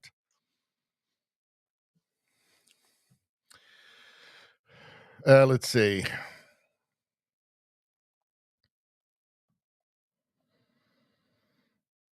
All right, let's. I want to play this. Let's take a look. Douglas Murray on the absurdity of the West. All right, let's take a look. The man who ended up becoming First Minister of Scotland, Hamza Yusuf, is a very openly practicing Muslim and had himself photographed on his first day in office with a group of other Muslims doing the Islamic prayers in the First Minister's office, bending to Mecca. If Kate Forbes had become leader and promptly posted a photograph of her and some others taking Holy Communion, I think it would have been an uproar. So why would that have been the case, but no uproar for Hamza Yusuf doing the Islamic prayers in the office? Because we want everybody to have religious freedom except ourselves. We want to praise every tradition apart from our own. And we want to promote every belief system other than the one that got us here. That is madness. The man who... Well, it happened because we allowed the most emotionally unstable, the most masochistic amongst ourselves to dictate the narrative, to dictate the culture. That's what happened. right? Everybody else is allowed to have their religion, their culture, except for us. We just handed it while everybody was asleep. The worst amongst us took over. They took over the institutions. They took over academia first, and then they took over everything else. They took over the American Medical Association, every, Association of Psychologists, everything. They took over the DMV, right? Like literally everything. We handed it all to the worst amongst ourselves. But he makes a great point there, doesn't he? He makes a very good point. Let's see. Douglas Murray for prime minister. If only. He'd make a great prime minister. He would. There was something else I wanted to show you here. Let's see. Where was it? Okay. So, he's going to talk here about Glastonbury, which is a music festival in England. And or is it in Scotland? Where is it? Where is Glastonbury? Anyway, so Douglas Murray slams Glastonbury crowd and highlights the complete hypocrisy of the left. So it's this big music festival, and it is not, when you see pictures of the crowd, it's mainly, it's Gen X and above. And it's a very middle class music festival. So, it's a lot of civil service people whose, livelihood depends on the government. So, of course, they're always going to be in favor of liberal policies about big government. They're just kind of reflexively progressive in everything. They haven't spent 3 seconds thinking about the effects or the consequences of their beliefs, but they just do. It's just where they live. It's where they exist. It's their milieu. Right? Just this kind of nice middle class, upper middle class, and civil servant ecosystem. And so when things like this happen, when stuff like this happens, they just reflexively back it. So let's see. Glastonbury, the UK's biggest music festival, over 200,000 in attendance. On stage, somebody called Bob Dylan screamed, "Death, death to the IDF." Let's take a look. And when you see the crowd, which is 100% white, by the way, 100% white progressive leftist, they just go along with it. They just reflexively recognize this as something they should be for. Perhaps it relieves them of some sort of guilt over their own lives. Perhaps, I don't know why, but let's take a look.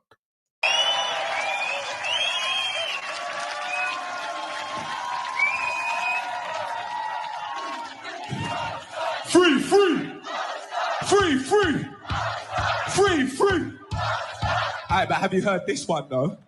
Death, death to the IDF. Death, death to the IDF. Death, death to the IDF. Death, death to the IDF. Death, death to the IDF.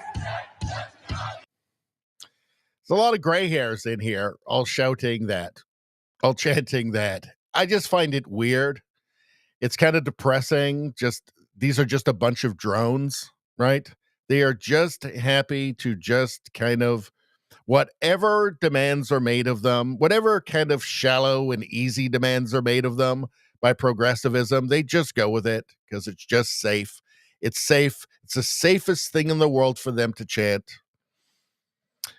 Also, singer Bob Dylan performs his new song, "Heard You Want Your Country Back, Huh? Shut the fuck up," at Britain's largest music festival, Glastonbury.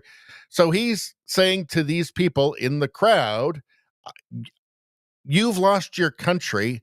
It belongs to me now, and you can't have it back, and I'm laughing at you. And of course, they love it because they're morons. Heard you want your country back. Ha! Shut the fuck up. Heard you want your country back. You can't have that. Heard you want your country back. Ha! Shut the fuck up. Heard you want your country back. Shit, me too. Now, aside from the fact that they seem to have missed the rap rock boat by about 30 years, you're going to sit there and cheer. And I mean, look at these people. What are these? Are these young revolutionaries? Are these no, these are a bunch of like middle class, middle age civil servants enjoying very much the diversity on stage, telling them that they've lost their country and they're not getting it back, and now it belongs to him.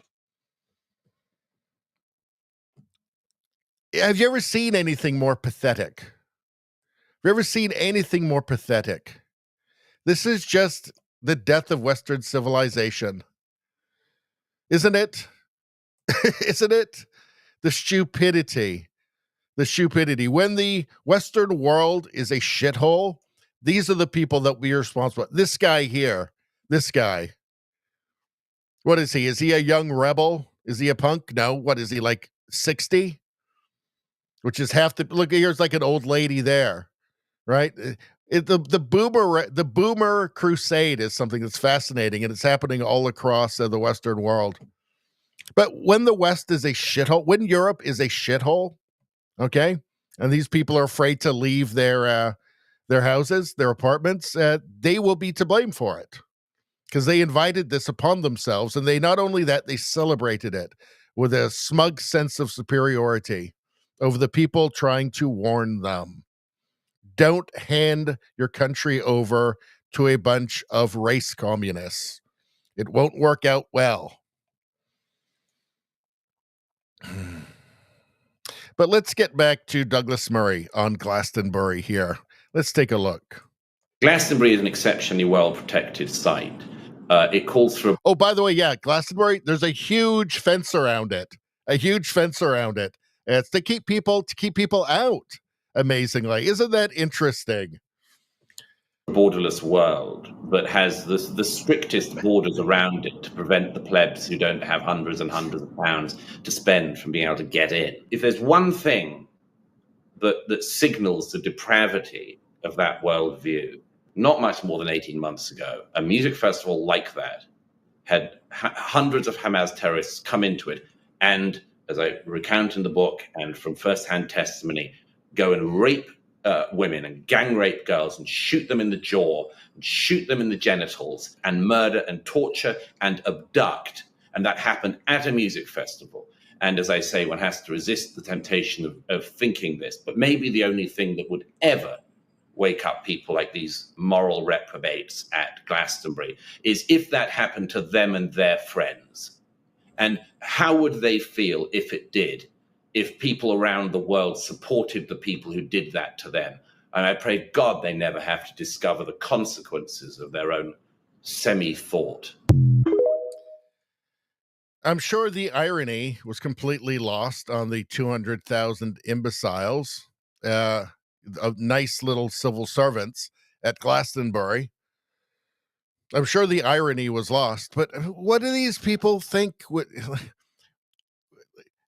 What he's saying here is completely valid, right? Like, we know what like Hamas is about. We know it's about. We actually do know what global intifada is about.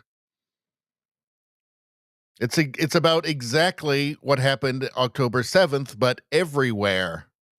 Everywhere. So we know exactly.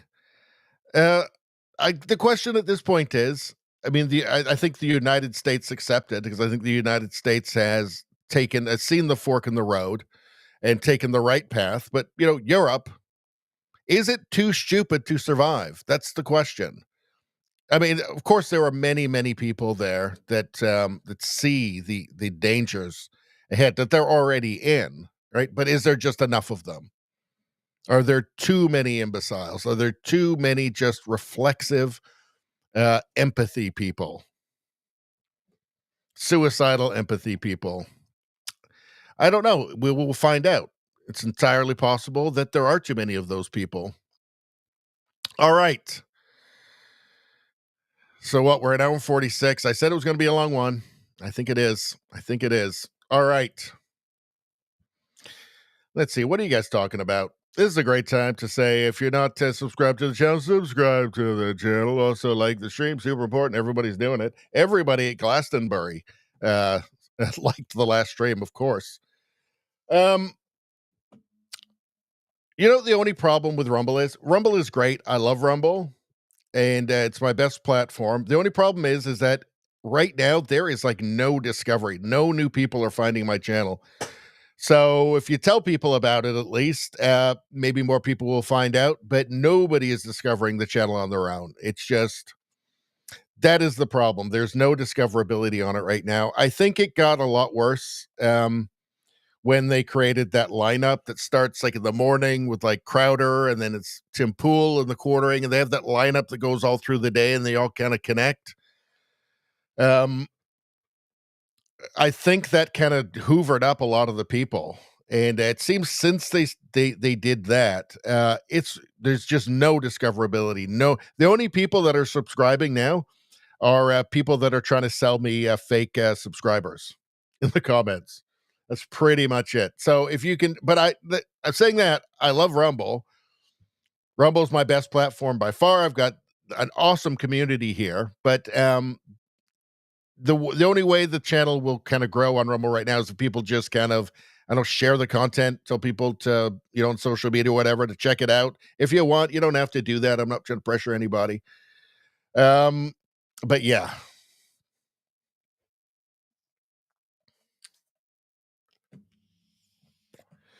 Let's see what's going on in the chat. Turtle says, on a clear night sky, I'll play Rain Sounds. That's a nice way to fall asleep. Rosie says, I have tinnitus. I play nothing.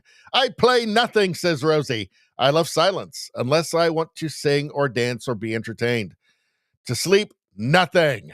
But the music can drown out the storm when driving.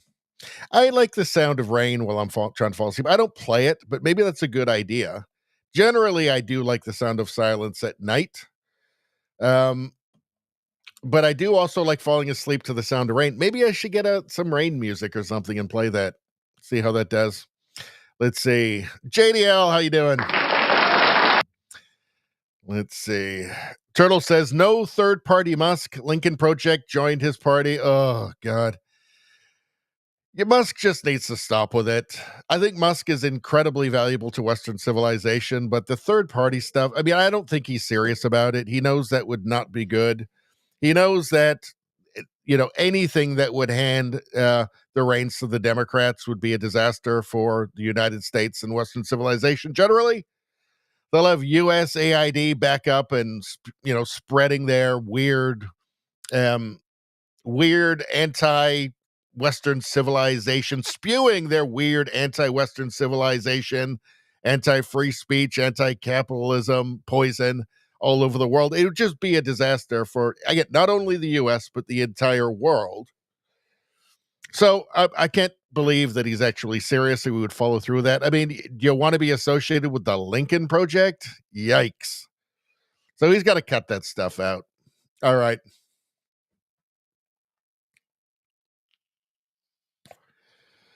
Let's see. JDL makes a great point here. Hit the like button. Hit the like button. What a beautiful thing. What a beautiful thing to say.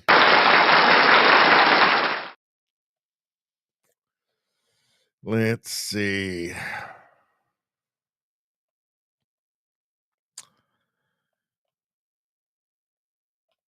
Let's see.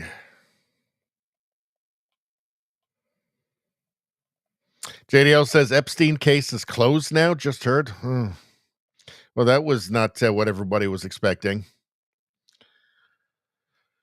That's a disappointment, but you can't have everything, I guess. Turtle says new Rage Against the Machine, Project Mockingbird. Yeah, so that Bob villain. Yeah, it's like, really? It's a little bit dated now. Just a tad bit dated. Project Mockingbird, indeed, perhaps. Let's see.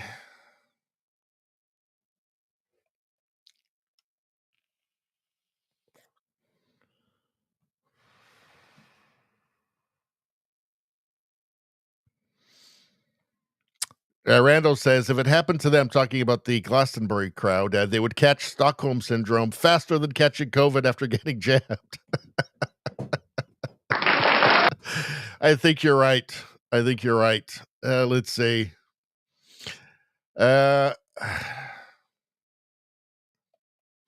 Rosie says, no discovery on Rumble and no discovery on YouTube. Well, the funny thing about YouTube is that, like right before I went on my trip, I had a video get like 30,000 views or something. So every once in a while, one will get, I think my highest viewed one is like 80,000. And then there's some that are like 40,000, a few, and they'll go into like the thousands of views at least sometimes, 5,000 or a couple of thousand or 7 or 10 or 12 or something. But that just never happens on Rumble. And with YouTube, I'm getting new subscribers every month. Sometimes it's like a couple of hundred, sometimes it's like 50, sometimes it's like 30, just depending on how much the algorithm is hiding my channel. But with Rumble, it's really just nothing. It's just frozen, it seems. It just seems that nobody is discovering the channel, and like you would expect just randomly a video you put out just to catch on and get at least a few thousand views or something. And no, the videos are just the same. It's just the same over and over and over again, which on one hand tells me it's good, because I don't think it's a matter of being suppressed and then the algorithm screws up every once in a while and actually lets people see your thumbnail. But what I think it means is that there's just no discovery. Like, people just aren't, for whatever reason, they're just not seeing your thumbnails ever. Whereas at least sometimes the algorithm screws up on YouTube and people will actually see the videos.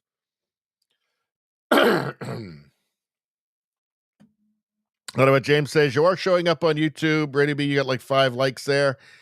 Well, I think that some people see it. I mean, obviously not all of my subscribers are seeing the live stream that know it exists. Let me give an example. Like, for like 3 streams in a row, I got like 1,500 people on the live stream, right? Not all at once, but over the course of the stream. And then it went back to like 60.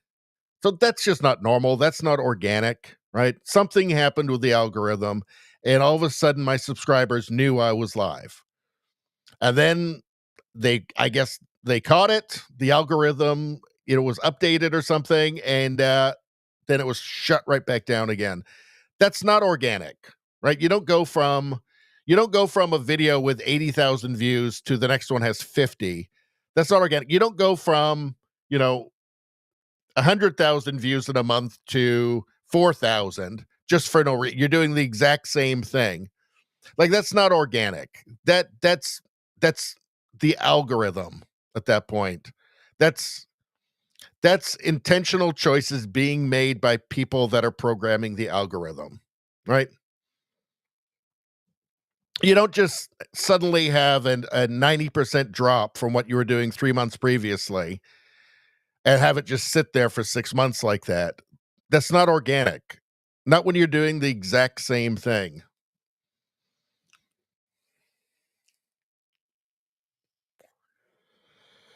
Let's see what else we got going on here.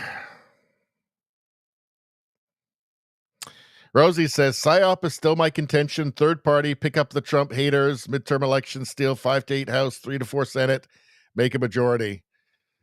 I don't know. I think that, Musk is just, he's just not a normal person, right? He's like a modern Howard Hughes, only times 10. And he's just going to do stuff he's going to do surprising things, right? I don't think that he's going to continue with the third party stuff. I think it's just to put pressure on the Republicans, I think. Maybe it's even in collaboration with Trump. Who knows, right? Maybe it's just to put pressure on Republicans. I don't know.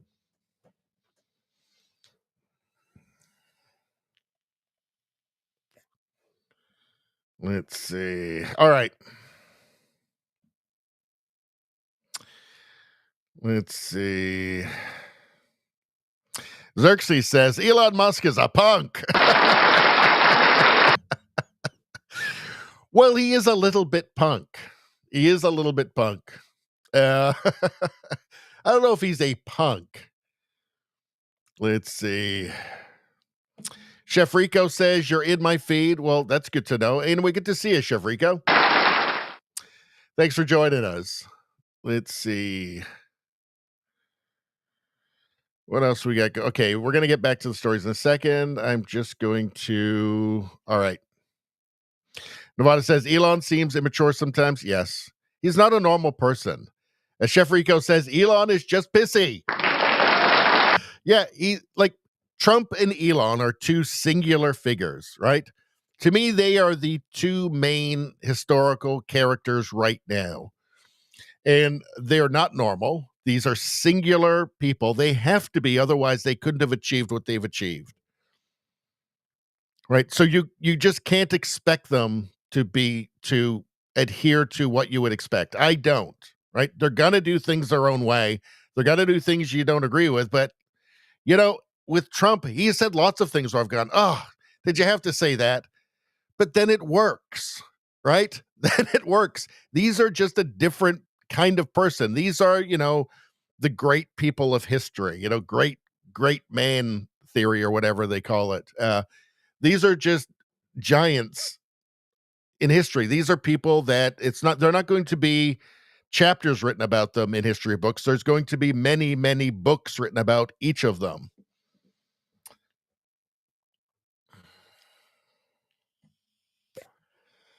Let's see. All right, let's move on here.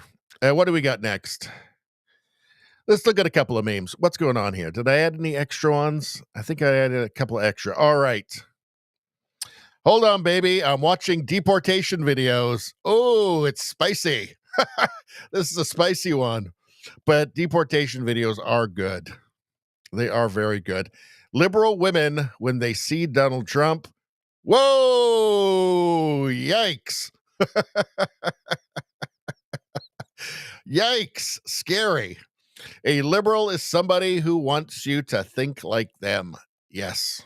A conservative is somebody who just wants you to think. Yes. That is a major distinction between the modern left and whatever we are, right?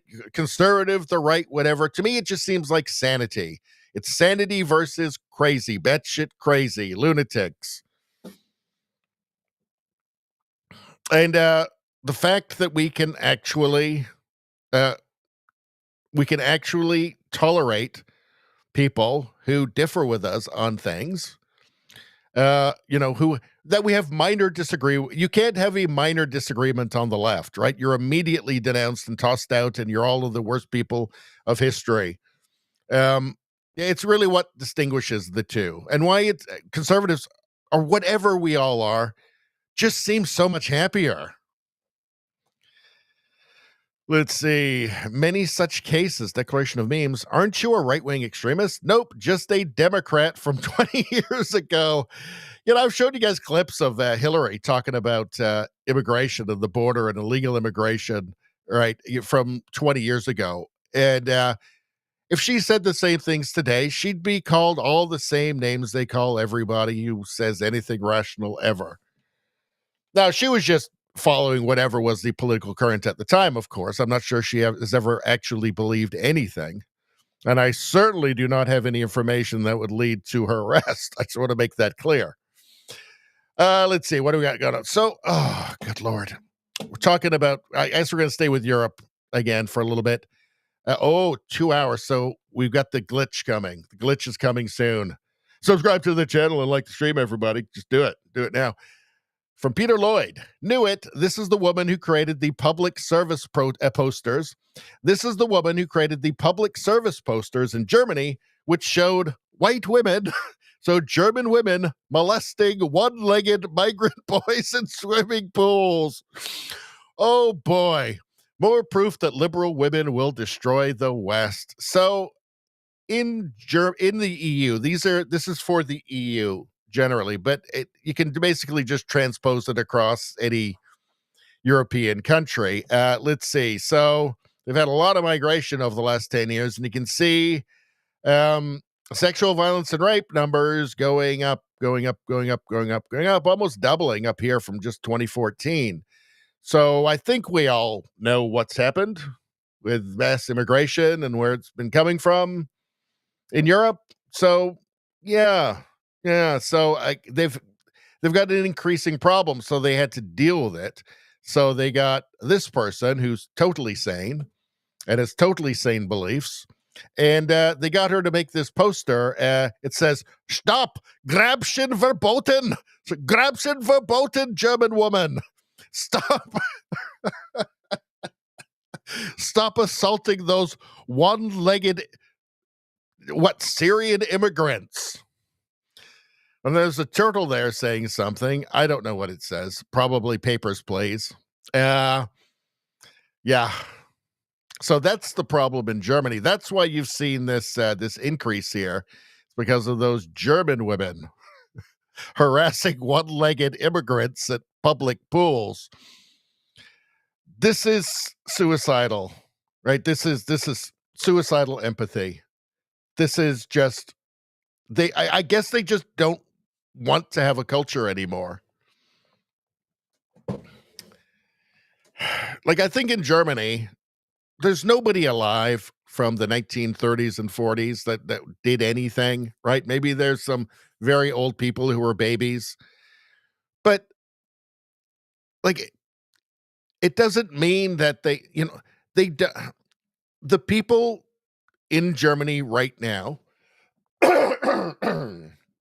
shouldn't have to forever just be masochistic culturally because of something that happened before they were born, right? It's not the Fourth Reich, right? There's no guy with a funny mustache anymore, right? They don't have to do this. They don't have to humiliate themselves this way. Like, at some point, they just have to say, look, okay, we have a very long history. The entire history of Germany started well before 1933. It's an ancient culture with an ancient people, and we just have to let that part go. All right? Just being sane, being rational, like having a secure border, for instance, doesn't mean that we've returned to the, that bad 12 years in this very long history. We can start acting sane again and not having to feel guilty about it. We don't have to take, the entire Middle East into our country. And then when sexual assaults go up in swimming pools, places like swimming pools, we don't have to pretend that it's this redheaded German woman that's doing it. Right. And that she's doing it to one-legged immigrants, male immigrants. I mean, this is insane. This is insanity. Rosie says that ad is totally woke. Yes, this is woke dysfunction. And what message does this send to the people who are coming from a very different culture with very, very different attitudes towards women and women's rights and how women should be treated in public? What message does it send to them? The message it sends to them is, yeah, we're not the problem. We'll just keep doing what we're doing. It's actually them. Or maybe their reaction is, I can't believe they're this stupid. Can they possibly be this dumb? It's like they want us to do the things we're doing. Total madness, is it not? Total madness. Although, in fairness, this that might be a trans woman. So who knows? It is Germany. And this person did do it. And of course, this is the person who made that ad. Of course it is. Because I guess modern Germany. Boy, oh boy. All right. Now here's Geert Wilders. He's a very brave man. And he is you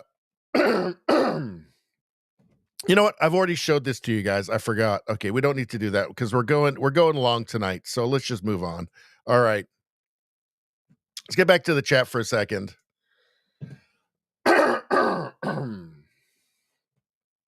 This is the point in the show where I have to clear my throat a lot. Wait a second. What's going on here? Hold on. Whoa, what's going on here? This sponsorship is from Rumble, one that is incredibly important to the survival of the company. When Rumble first started in 2013, they built the platform for the small creator. They didn't censor or have biases. They were fair and treated all creators equally. And not in a commie way, but like the proper way.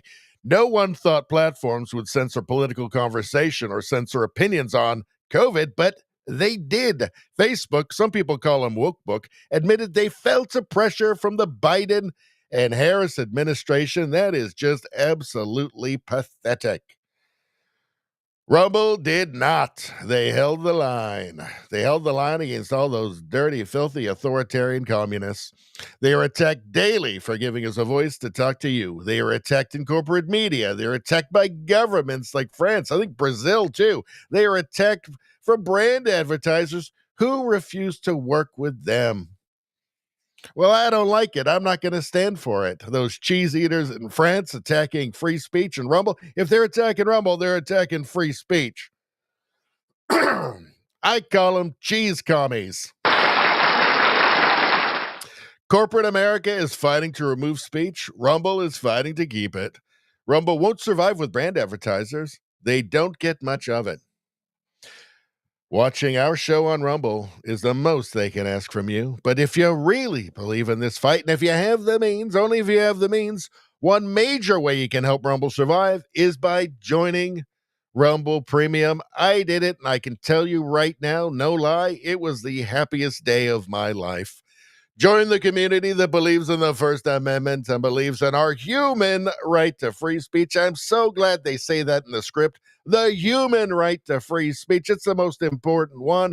Freedom, it basically means dominion over your own conscience. For God's sake, Rumble is offering $10 off with the promo code STUDIO. $10 off. That's pretty sweet. When you purchase an annual subscription. So you're going to need that code STUDIO for that. Go to rumble.com/premium. I'll repeat it, rumble.com/premium, and use promo code STUDIO. You know you want to. Like I said, if you have the means and believe in the cause and you're not a dirty, filthy commie, now's the time to join Rumble Premium. If you don't have the means, we're just happy if you watch us on Rumble. But you know what to do. I'm always selling Rumble. Do they even know? Do they know what I do for them? Do they know what an advocate I am for them? Do they even have any idea? I don't know. It doesn't matter to me. I don't do it for that. I don't do it for that. I don't do it to be rewarded, to be pat on the head. I do it because I believe in it. Because it's important. That's why I do it. I don't do it for the rewards. I don't do it for the awards, for the rewards. I don't do it for medals and trophies. I don't do it for a living wage. I do it because I believe in it. And that's the truth. Turtle says Hillary ran the Republican Party in college. Well, that's interesting, isn't it? Now, Ottawa James makes a good point here. He says, Killary. So that's playing on her name. Killary was a Goldwater girl. I heard she killed a bunch of people. That's what I heard. I can't confirm it. All I know is that I do not have any information that would lead to the arrest of Hillary Rodham Clinton. So no worries about that. Let's see. Nevada says we live in historic times. That's totally true.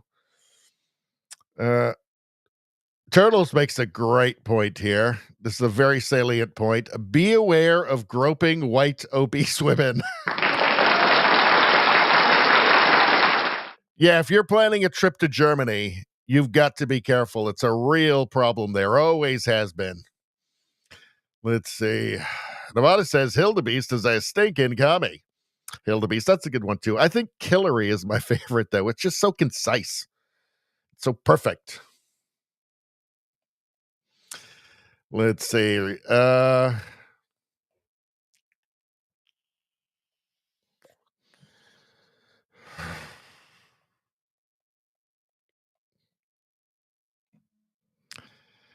All right, I'm just going to skip to the end here.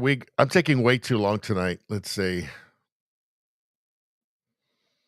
Nevada says, I tried a green beer once, but I was so drunk I don't remember what it tasted like. I'm sure I must have had one at some point. I'm sure. Let's see.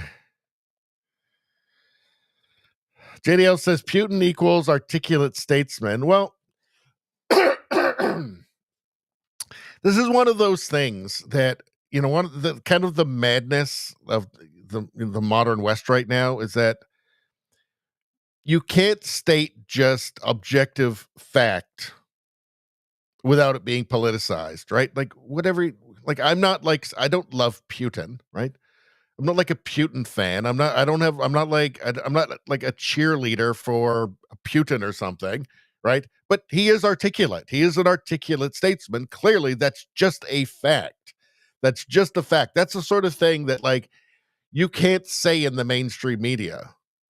Even though it's true, you can say, oh, you're super opposed to, the special military operation in Ukraine or the invasion of Ukraine, right? You can say all of that, but you can't say articulate statesman. You can't just admit reality. It seems that, I don't think Canada should have anything to do.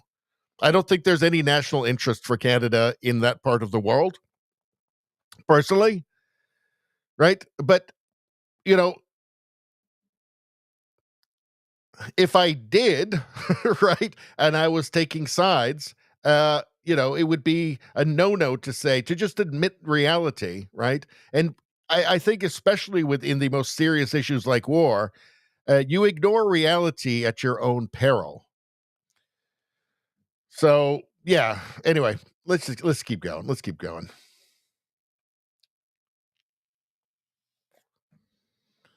Let's see. Turtles asked, "What happened to the barbecue in Haiti and the vampire in Brazil?" So what was his name? It was a barbecue something. It was a guy who was eating people, barbecuing people, and I don't even want to know. Vampire in Brazil. I don't know. I never heard about the Brazil vampire. Maybe we'll look that up next time.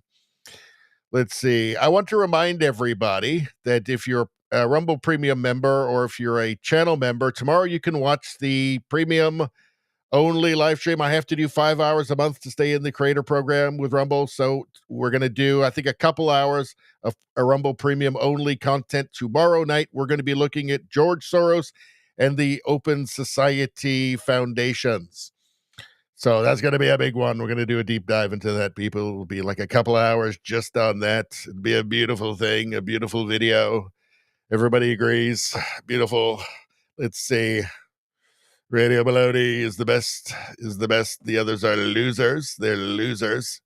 Really sad. Really sad. Radio Baloney is great. Let's see. Rosie says, cheese commies. Rumble ad 9.9 out of 10. Happiest day of my life needs to be said like you mean it. I thought I was saying it like I meant it. Let's see. JDL, R.I.P. Peanut and Fred. I'm glad that you haven't forgotten. None of us should forget Peanut and Fred. What an awful thing. That's socialism for you, though. Let's see. Turtle says commie balloons. Commie balloons are the worst.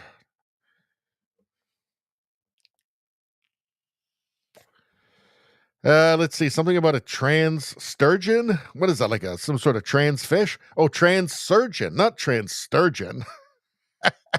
Trans surgeon that died today via I don't know. We'll take I still got a lot of stuff to get to here, but we'll get to this eventually.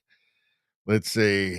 Turtle says, eat bugs and live in a pod. Well, that's what the WEF wants you to do. I don't want to do that. I refuse to do that. JDL says, chocolate-covered grasshoppers, yum. No. No. I'm just going to say no. What do we got next? Ontario separation. So this is a video. This was, I think, reposted by Blueheart, or was it? Oh, reposted from Michelle LA 1981. Ontario separation. Here's a video talking about this. Shocking political shift leaves Canadians stunned. So I don't see if Ottawa separated from Canada, there just wouldn't be a Canada at that point, right? It's just a huge part of the population. It's right there. Like, no, it's not going to happen. There is something cooking, though, with Doug Ford, and I'll get to that in a minute. But let's just watch the beginning of this. Government, the previous prime minister, didn't show enough love, in my opinion, to Alberta and Saskatchewan. We're heading out there to Saskatchewan for an FMM meeting. We have to get permits before 2 years and start moving. The fight does not end here. The fight is just beginning. Ontario Premier Doug Ford just dropped a political bombshell, hinting at possible separation from Canada. With the province drowning in economic disaster and public outrage boiling over, people have had... Well, first off, the stuff about not showing enough love to Saskatchewan and Alberta, where was all that during the campaign? Well, because he wasn't saying that. He was saying that nobody knows more about economics than Mark Carney. He was openly endorsing Mark Carney, the Liberal, for Prime Minister. Why would he do that?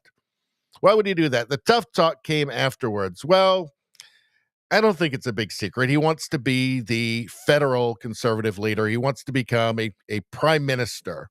And he wants to do that by taking over the federal Conservative Party of Canada.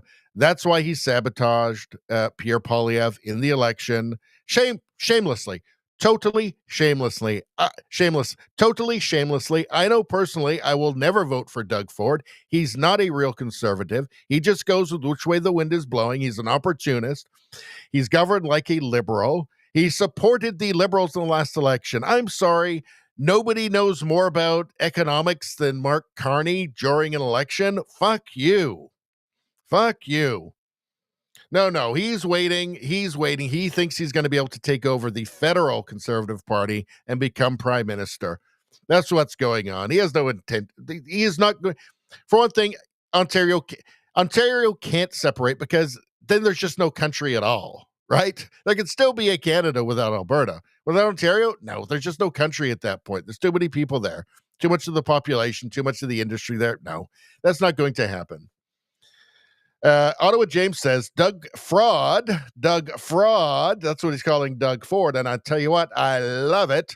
Doug Fraud is a closet liberal. Not even a closet liberal. He just is a liberal. He's a progressive conservative. No thanks. No thanks, Doug Ford. Travis says, is there energy in the premium live? Energy? What kind of energy are you talking about? Because you know what, I don't think we've seen Spambot in this stream. I don't think he's on this stream. There is something we could do about energy, but what kind of energy are you talking about? I mean, are you talking about have you tried having a coffee? Have you tried having an espresso, a double espresso? Have you tried smoking crack? Have you tried smoking crystal meth? Have you tried chewing on a grizzly bear adrenaline gland, or several of them? Have you not? Because if you've tried those things and you don't have energy still, well, I don't know what the heck I could do for you. Them energy. They them energy. They them energy. And teapot. There you go, my friend. It's the ultimate in energy. It's the they-them energy. And there is nothing hilarious or absurd about that clip. Nothing at all. Nothing at all. I find it hilarious. I never stop finding it hilarious because it's so absurd.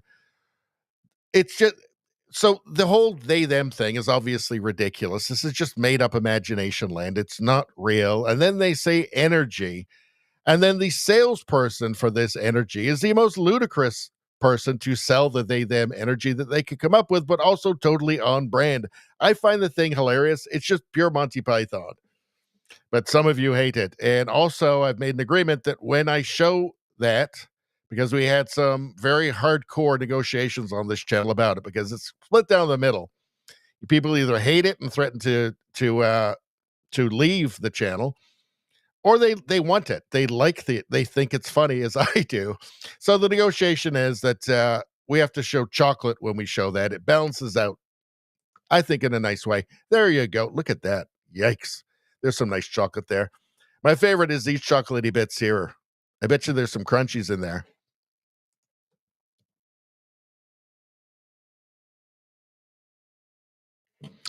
Do you think that might be, so there was the glitch. Do you think that might be like some brownie or something on there?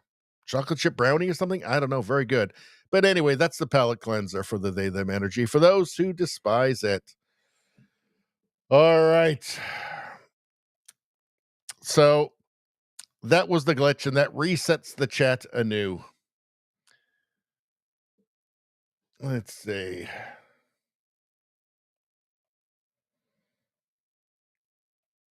Let's see, Nevada, but I can go back and see the old chat here. Let's see. Nevada says, I don't like Doug Ford. Well, you're right to dislike him. Nevada says, he seems like a bullshitter. He's a fraud. Ottawa says, he's the least worst choice in Ottawa, unfortunately. Well, that is true. That is true. But he's basically just a liberal. Let's see. Maybe not quite as bad as the actual Liberal Party in Ontario, but he's not good.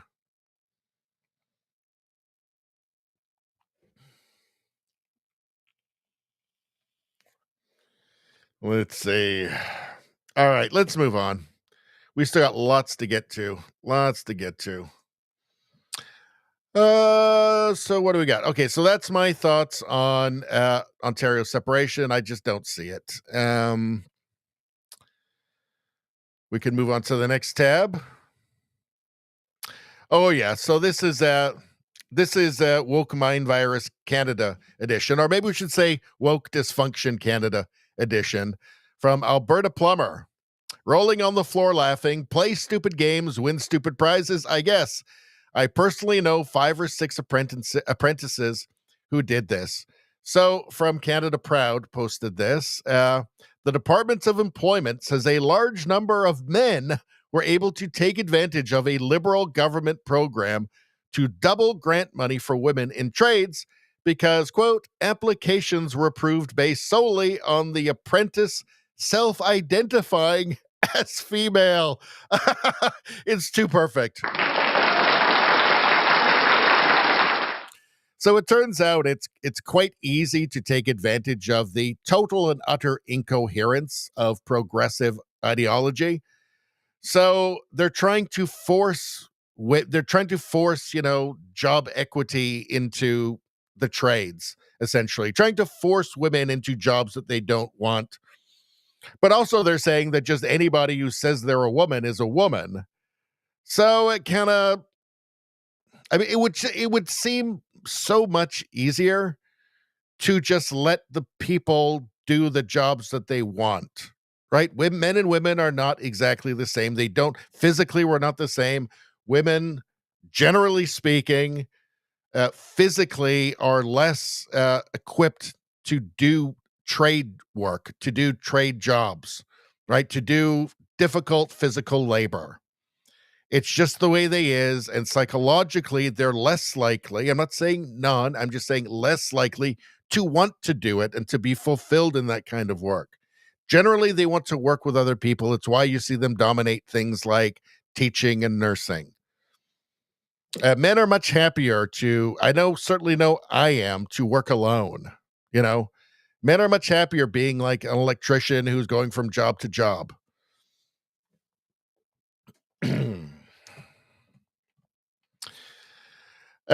So this is what you call woke dysfunction. But it's kind of the best kind of woke dysfunction because it's self-defeating woke dysfunction, right? They're trying to force women into the trades because equality of something, it turns out women don't actually want those jobs. They don't want to be like in, they don't want to work with waste management, for instance. They try and get them to, but they just don't want to as much. Even though these are great paying jobs, they just don't want to as much, but they have to try and force it. They have to try and force the square peg into the round hole. But then at the same time, they have a totally ludicrous, absurd definition of what a woman even is, which is easy to skirt and take advantage of by men who just want to do the job that they want to do, that they are best equipped for. So it's hilarious, is it not? So you've got men applying, just saying, "Oh yeah, I'm a woman. I mean, that works, right? I want to do the job." Why not just say men and women are different? They're given total freedom, right? Given the total freedom to do whatever they want, they're going to, generally speaking, pick different careers because they're different, and that's fine. Yin and yang, it all works out. It's just fine. Just leave it alone. Yeah, not that many women want to be plumbers or electricians or work in waste management, for instance. So, anyway, I find it hilarious. And what are you going to do? I mean, like, you've got to make a living, right? If you're a dude and, this is the career that you want, and the government is trying to prevent you from doing it because you have the wrong reproductive organ, and the government is trying to prevent you from doing it because you have the wrong reproductive organs for them, but you can just say you are. Well, why not? Of course you're going to do that. Of course you are. This is central planning. This is the stupidity of modern, the modern redefinition of the word gender. It's all just idiocy. Just leave people alone and you don't have this problem. This is people just healing the universe on their own, right? Seeing insanity and just saying, well, I'll just do this and it'll all work out in the end.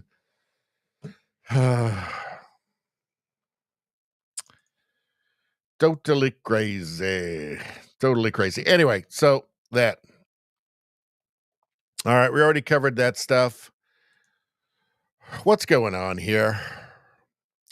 So, button down, moderate, responsible economist, Oxford educated economist, Mark Carney, who's doubling the deficit this year over what Trudeau was going to do, who was the greatest disaster for the Canadian economy and all of Canada's history. I'm sure maybe he could compete with his dad on that. Maybe that would be the only competition. But yeah, he's determined to borrow and give away as much Canadian money as possible and leave Canadians holding the bag and having to pay the interest on the money before they even pay back the principal. Carney has no problem giving away millions and billions, but has a problem giving Canadians a budget. Yes, the Oxford economist informed us that he won't be able to provide us with a budget at the normal time because, well, it's summer break. Sure. I'm sure that's the reason.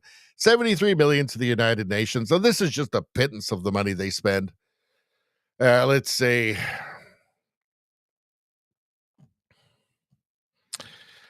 Humanitarian responses coordinated by the country-based pooled funds, OCHA.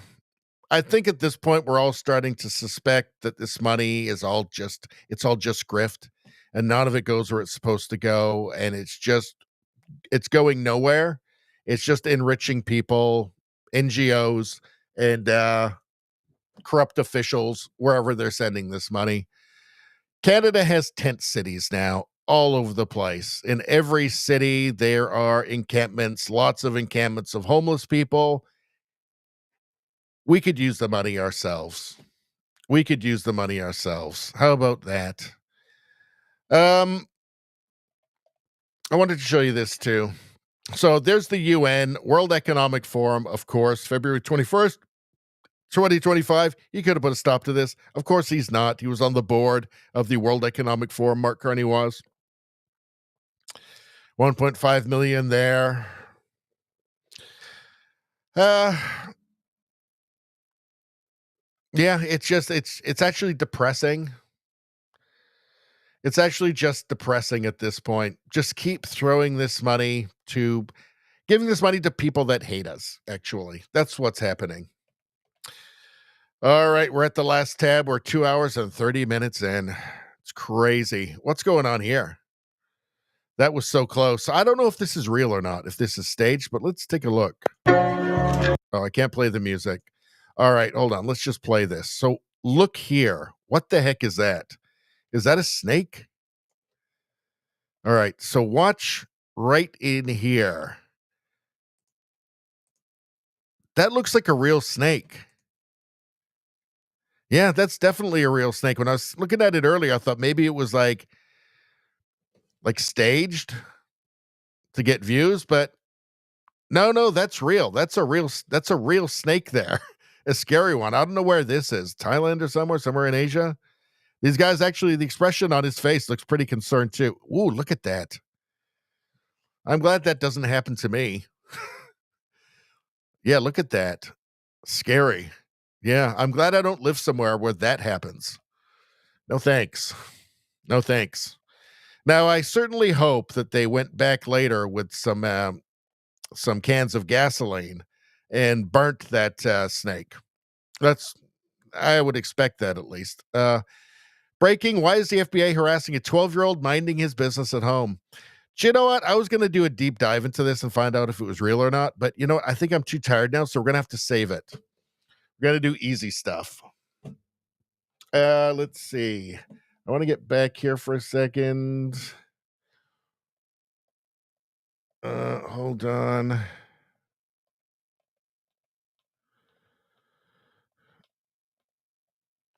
Oh, I don't want to miss this.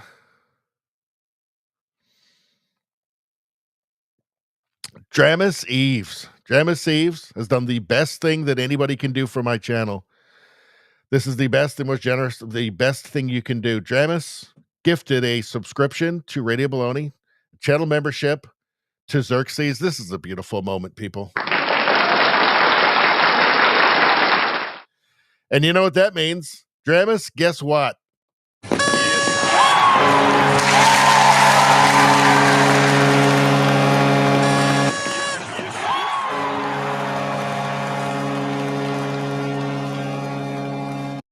It's really astonishing when you think of it. To be literally the best person ever, the best person in all of history, better than the best people in history, better than all of them, the best person literally ever. It's a beautiful thing. And all for less than the cost of a brand new Tesla Cybertruck. I mean, come on, people. That's a great deal. The Xerxes, what a wonderful thing. What a wonderful thing that Dramus has done. Basically, I'm saying Earth Angel. Earth Angel. Anyway, fantastic stuff. Thank you very much. And that really is the best thing that can happen to the channel. And one more time.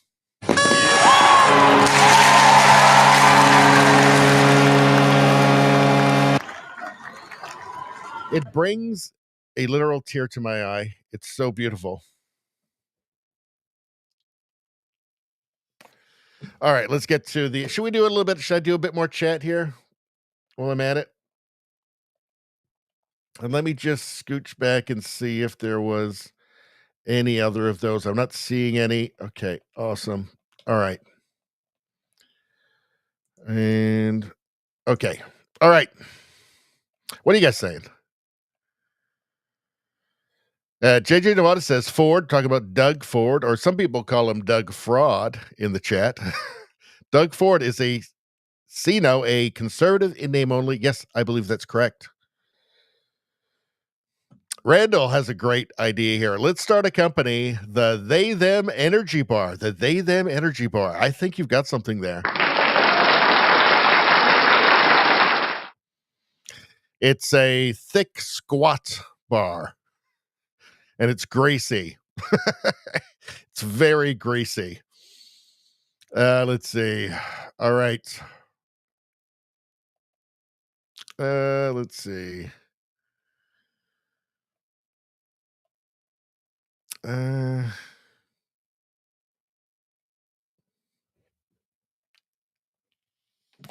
What James says, yeah, I regret never taking a trade when I was younger. Well, that's the way of the future now. Most of these white-collar jobs are going to be obsolete because of AI. It's happening already. I think that graphic designers must be, like freelance graphic designers must be suffering terribly right now with AI and AI image generation. I feel bad for a lot of people because the AI thing, it came up real quick. It's not like you could really be prepared, and it's unpredictable. And AI can't fix a broken pipe. Let's say that, right? AI can't do your wiring in your house. But it can do a lot of things that lawyers do. It can do things that graphic designers do. There's a lot that it can do. A lot of white collar stuff is going to become obsolete. And yeah, it's kind of terrifying, to be honest. It makes you wonder why on earth, since 25% of the, I mean, these are the predictions, 25, 30, 40% of the workforce is going to be obsolete. A lot of office workers, for instance, are going to be, those jobs are just not going to be there in like over the next like 10 years. Makes you wonder, okay, why are we importing the third world again? Why are we importing people? Why is Canada bringing in, hundreds of thousands of permanent residents this year when we're actually losing jobs? That doesn't make any sense. You can't say that it's to fill in all those jobs that Canadians won't do. Well, that's just clearly, objectively false. Makes you wonder about the plan. There's clearly a plan, right? Clearly a plan.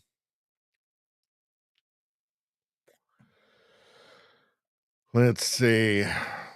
Xerxes says, when you need customer help at Home Depot or Menards, do you ask the man or the woman? Duh. I ask the tranny. Nah, just kidding. There's no trannies there.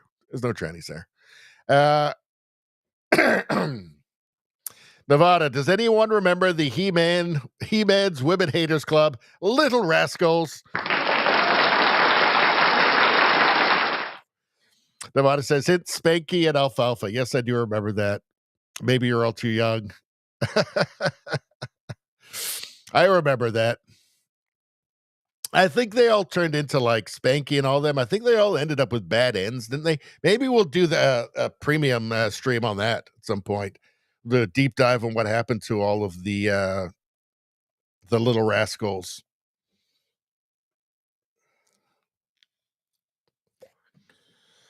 Let's see. Nevada says, you couldn't make that show today for real. Nope, you sure couldn't. And it had diversity, too. It did have diversity. Let's see. The He-Man Women Haters Club. Oh, it was great. The past was better. The past was better than now. The culture was better in the past.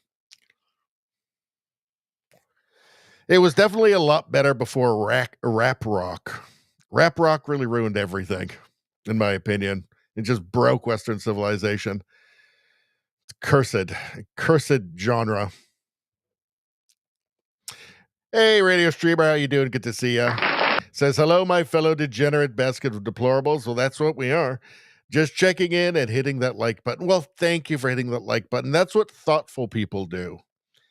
That's what good people do. You know who doesn't hit the like button? Commies. Dirty, filthy, lying, stinking commies. That's who doesn't. I know I don't have any of those watching right now, right? Right. Let's see. Streamer says, man, I'm tired. I'm getting tired too.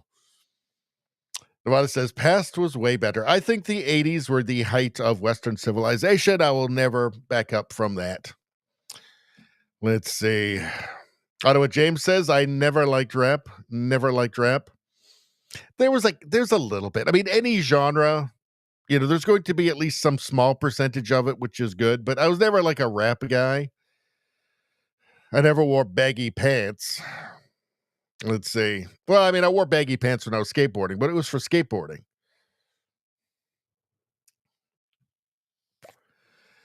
Let's see. Nevada says rap was pushed by the CIA. You know what? I'm willing to believe that. Jesse, how you doing? Let's see. My phone is charging. Let's see. Did anyone cover the Black Fathers gathering in Chicago and make a parade? I haven't seen that. Maybe that's something we'll look into. Xerxes says the past was better. Yeah, I say that the 80s was the height of Western civilization, and I will never step back from that. Never step back from that.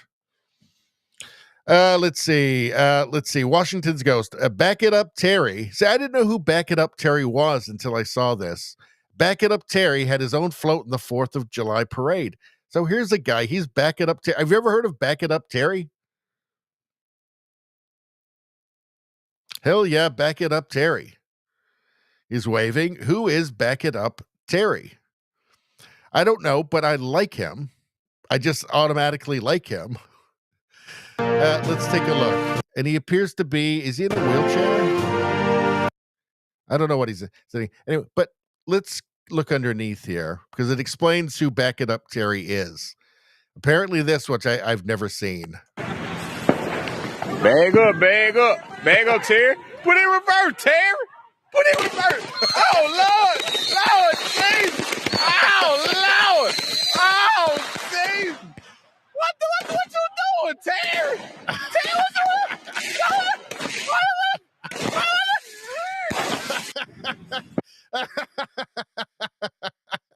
Back it up, Terry. Back it up, Terry. Put it in reverse, Terry. What you doing, Terry? That's Back It Up, Terry. So, I mean, I guess it's like, of all the things you can do to get your 15 minutes of fame, it's the least, I guess.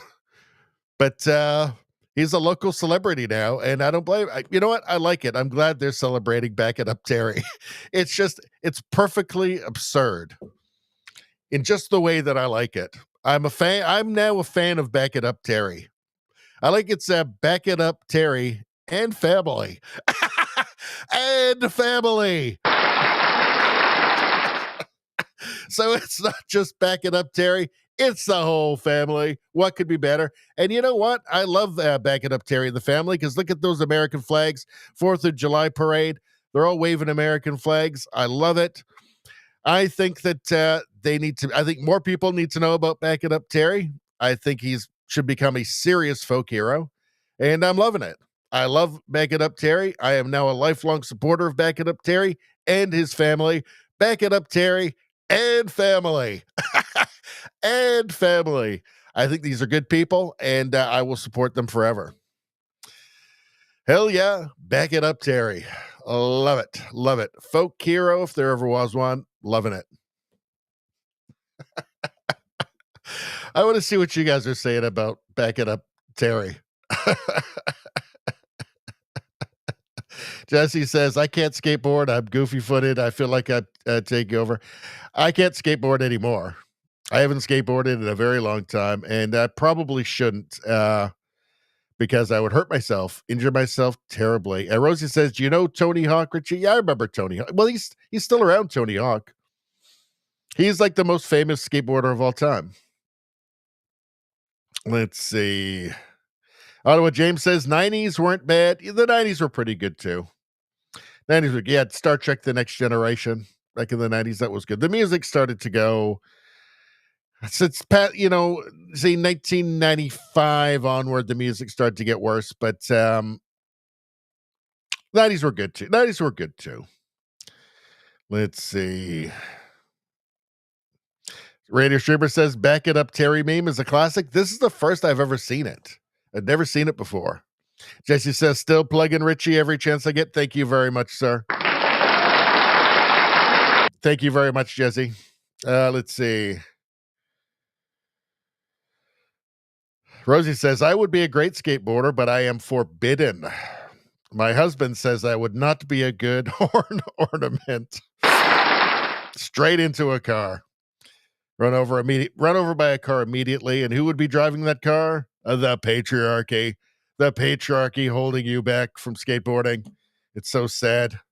It's so sad. You better go back to college. Take some gender courses. Let's see. Rosie says, Back It Up Terry is too funny. Rosie, did you know about Back It Up Terry? I had no idea. This is the first I've heard about it. Nevada says, I used to skate when I was a teenager. It's really for the teenagers, really. It's who it's for. Let's see. Streamer says it's like 5 or more years old as a meme. This is the first I'm hearing of it, and I'm glad I discovered it because I love it. I love Back It Up Terry and family. Lifelong supporters of them.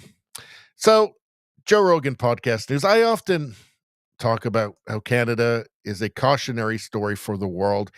When I say that Canada's mismanagement, when I say that Canada's lunatic plunge into an ocean of radical, progressive, leftist lunacy is a lesson to the world, that Canada is a cautionary tale. I mean, this is the kind of stuff that I'm talking about. Let's take a look. Would you ever consider living in another country? I would have said Canada up until recently. Now Canada's fucking falling apart. All the shit that they did during COVID was just the total wrong direction. The trucker convoy when they froze people's bank. I just want to say that most Canadians have no idea the low regard that Canada is held in the world. Now, Canada used to be a highly regarded country. I mean, it's not like the world was obsessed with Canada. It was always seen as kind of a boring place a little bit, just super polite people. Nothing really happens. And, for decades, really, that was the case. It was just kind of reasonably well run by fairly boring politicians, but they weren't crazy. It was a prosperous country. The leaders did seem to actually care about the well-being of the people. They weren't overly ideological, whether it was, the Liberal Party or the Conservatives. They were fairly centrist, both of them. That's how Canada was known. But most Canadians now don't realize the low regard that the country is held in by the rest of the world after 10 years of Justin Trudeau, because they're getting their news off Rosemary Barton's teleprompter, and she's not going to tell them that. Let's take a look. And your horn's illegal. Bro, they froze people's bank accounts that donated money to the convoy. That's crazy. That's crazy. And what's peaceful protest, which everybody's supposed to be all about. Right. These people that were protesting COVID vaccine mandates and the lockdowns, and they fucking went after the people that donated, which is crazy. Yeah. And you can track all that shit. And they tracked everything. They shut their bank accounts down. That's crazy, man. You can't buy fucking a piece of toast. That makes people self-censor. And that's the terrifying aspect of that. And that's the thing that people won't say. It's not that big of a... Yeah, the purpose is to self-censor, right? It's to cause fear. It's to intimidate the population. Not something that's supposed to happen in a country like Canada, a so-called liberal democracy like Canada. Not supposed to happen. Deal. They gave them their bank accounts back eventually.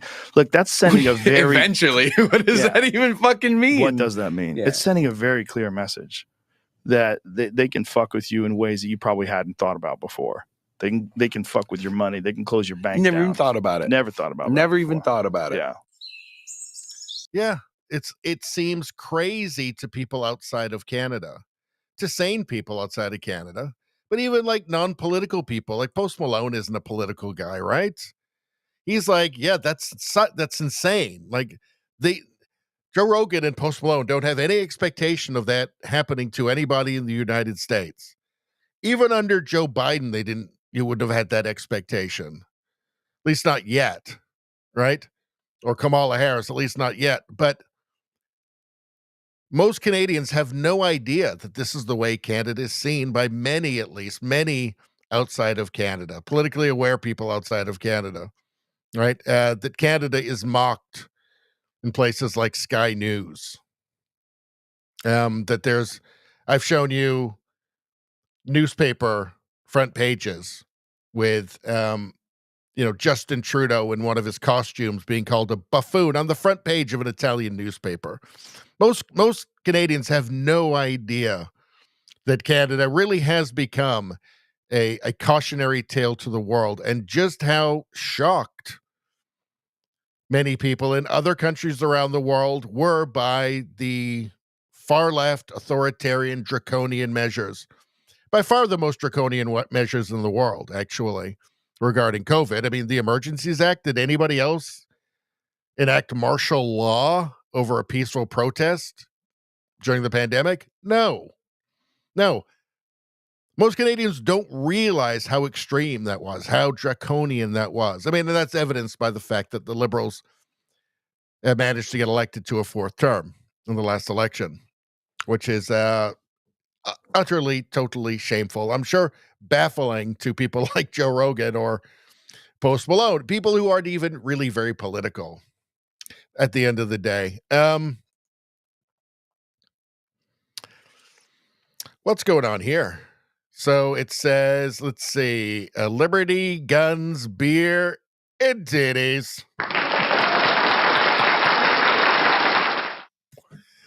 Now that's a flag. That's a flag. And see, they're happy. They're happy. They're not miserable. They don't have like green hair and hairy armpits, and they're not like frowning, and they're not obese. They're just healthy people that are happy and having fun. I mean, who do you want to hang out with? Who do you want to hang out with? You want to hang out with these people? Or do you want to hang out with, where is she? Where did she go? Would you rather hang out with this? I mean, at least she looks happy, right? But you know she's not. You know she's not going to be any fun. She's going to be a real wet blanket on that boat, you know. She's going to see that flag. She's going to see those bikinis, and all of a sudden it's going to be they've internalized misogyny or something because she looks gross in a bikini, so she feels compelled to say that. I don't know. I know where I'd rather be. I know where I'd rather be. I'd rather be on this boat with these people than at the Hamas rally with this person. That's just me, though. That's just me. Nevada says, I want to hang out with them. Yeah, they look fun, right? They look fun. Look like fun people, happy, fun people. Turtles makes a great point here. Experts say what? Nothing. Bye, commies.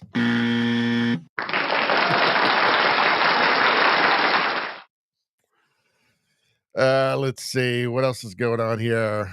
Ottawa James says French Canadians are crappy tippers. I didn't know that. I did not know that, but I'll take your word for it. I do, I have actually a lot of admiration for the Quebecois because they stand up for themselves. They stand up for their culture, which I think is sorely lacking. And are they the only people in the Western world, Western Europe, and North America?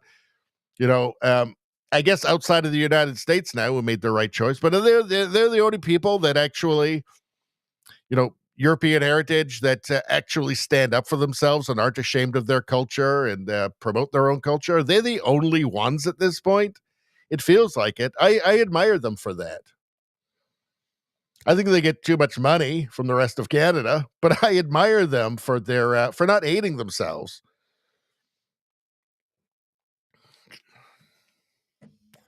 Xerxes makes a great point. Canada's trying to Europeanize Europe. It's a race to the bottom. Yes, Mark Carney keeps talking about how Canada is the most European, the non-European countries. Oh, shut up. What does that even mean?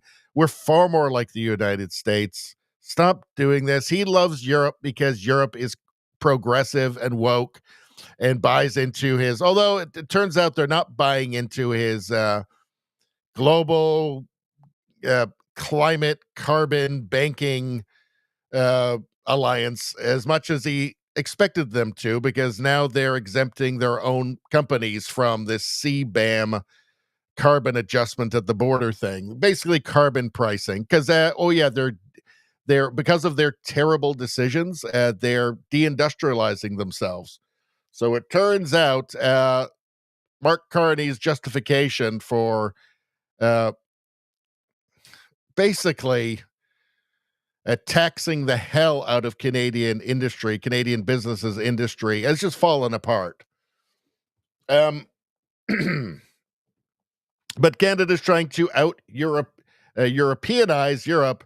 Yeah, Carney, it sounds like he wants Canada to become part of the EU, which is totally insane, considering that it's falling apart. And it's basically a madhouse at this point. Economically, it's a total madhouse, and it's collapsing. So that's totally crazy. And again, we are far more like the United States than we are Europe. Let's see. Regardless of what Canadian leftists would like to think. Turtle says, Canadians are shit tippers. I gotta no tips.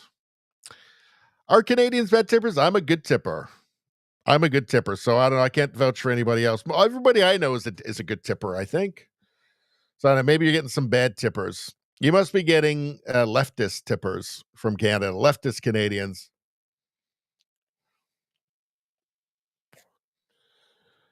Let's see. All right. Let's see. What else we got going on here? Rosie, is that Post Malone? That was Post Malone?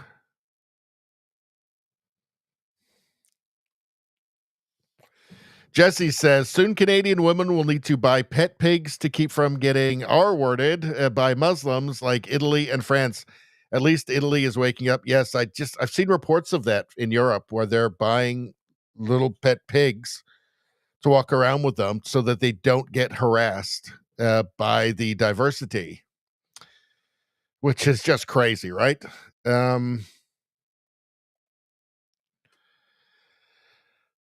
Let's see. Ottawa James says, not English Canadians. I'm a very good tipper.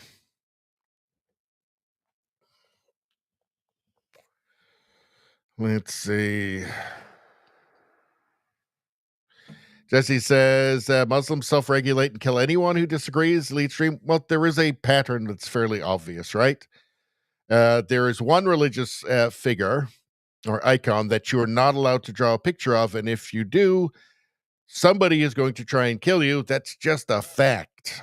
That's just an accurate description of reality.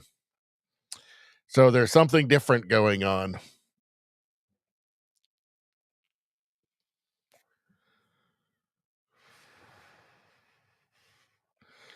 All right. What are we? 3 hours. Yikes. Okay. We're going to wrap this up fairly soon. Going to wrap this up in like 15 minutes.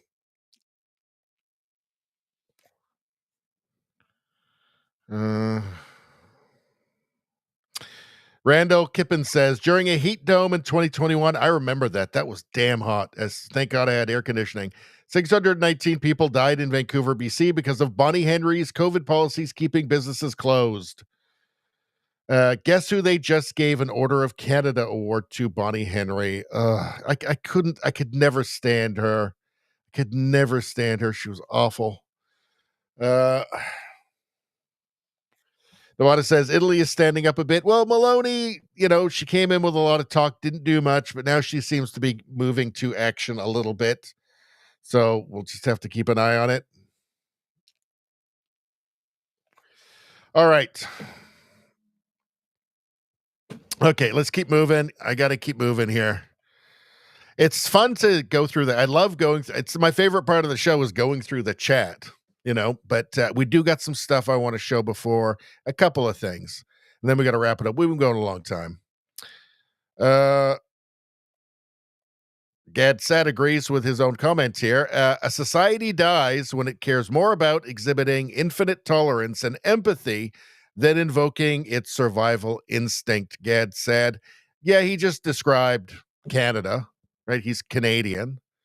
He really puts the lie to the diverse voices stuff that you hear from the left. They want diverse voices. Well, he's a Lebanese Jew who had to flee Lebanon so that he wouldn't be literally slaughtered. He and his family wouldn't be literally slaughtered by Islamists. All right. He has a very diverse voice, if the word means anything, right? Yet, sit down, shut up, Gad said. Oh, he's a bigot. He's this, he's that. His diverse voice doesn't count because it's not about diverse voices. It's about total homogeneity, total ideological homogeneity, right? It's just that when it's somebody who's not white, it counts a bit more. That's all, right? They don't want diversity. They certainly don't want diversity of ideology. They don't want, heterodoxy. They want total and utter ideological conformity from everybody, regardless of their so-called diversity. And again, people like Gad said prove this. They prove the lie in all of it. They are the living evidence of the lie of progressivism. Now, this is a palate cleanser right here. Look at this guy. I wish this was my best friend. Can't play music. All right. Let's take a look. If this were my best friend, I would never need to hang out with anybody ever again. I'd be just fine. I'd be perfectly fine. How long do they live for, by the way, those things? I better not get one. Better not get one. Let's see. Democrats confused by parades without any naked people or sex toys from the Babylon Bee. I think that's it. I think we've reached the end. That's everything that I had, people. That's all of it. That's all of it. So we'll switch the we'll switch this to another one for the next stream. But it's still like the 4th of July weekend, so I thought it's appropriate. And it's a lot. I just think it's a lot of fun. A lot of fun. I think it's aspirational.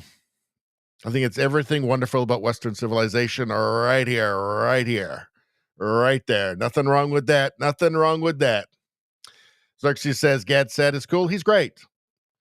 I need to buy one of his books and actually read one of his books, actually, because I'm interested in, evolutionary psychology anyway, so there's no reason that I shouldn't.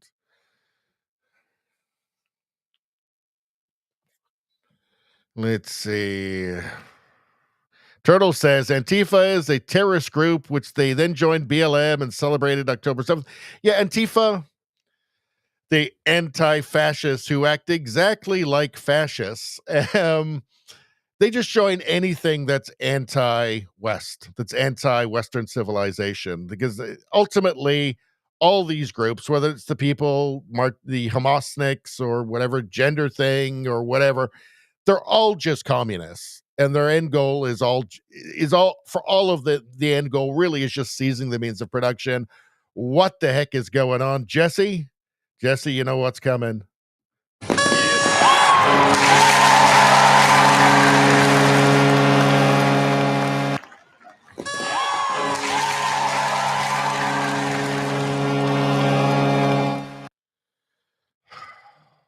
My God, this is a beautiful moment. This is one of the most beautiful moments of my life. Just like earlier when that membership was gifted, these are the greatest moments of my life. And I just want you to know, $10, again, greatest moment of my life. I'm loving it. This makes you the best person that's ever lived. And, again, I keep repeating this. Hold on one second. Let me pin this. How do I pin it? Pin. Oh, pin for, there we go. Where is it? Is it showing up? Do I have to do it over here? Oh, here we go. Okay. There we go. Look at that. Jesse says good night. $10, all for less than the price of a new Tesla Cybertruck. It's a fantastic thing. And guess what? Guess what? Coming right at you again.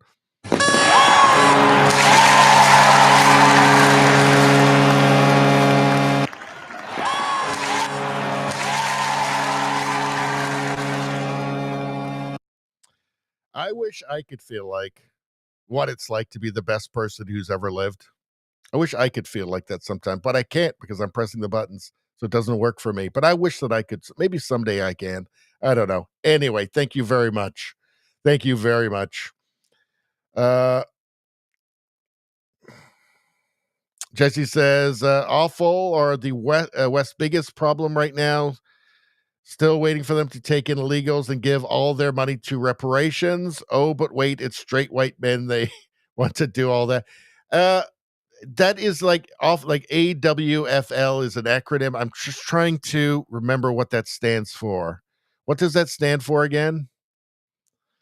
Hold on. My brain, I've been going a long time. Long time tonight. Give me 1 second.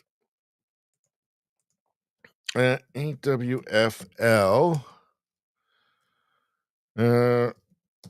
Let's see.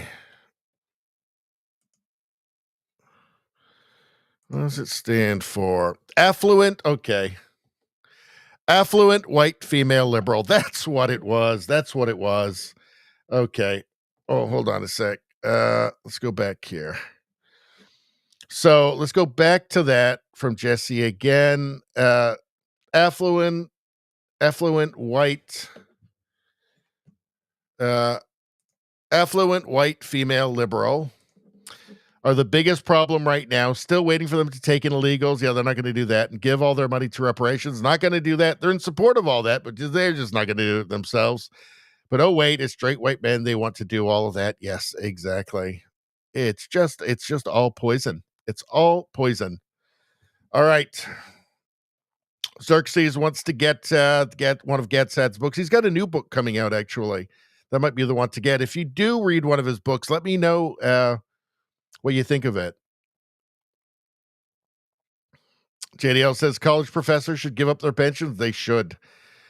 They shouldn't be. Most of them shouldn't be employed. I mean, if they're in the humanities now, it's like a 99% chance that they're just full-on communist Bolsheviks whose purpose is not to educate, but just simply to create a new generation of revolutionaries. Not even activists, revolutionaries. Let's see.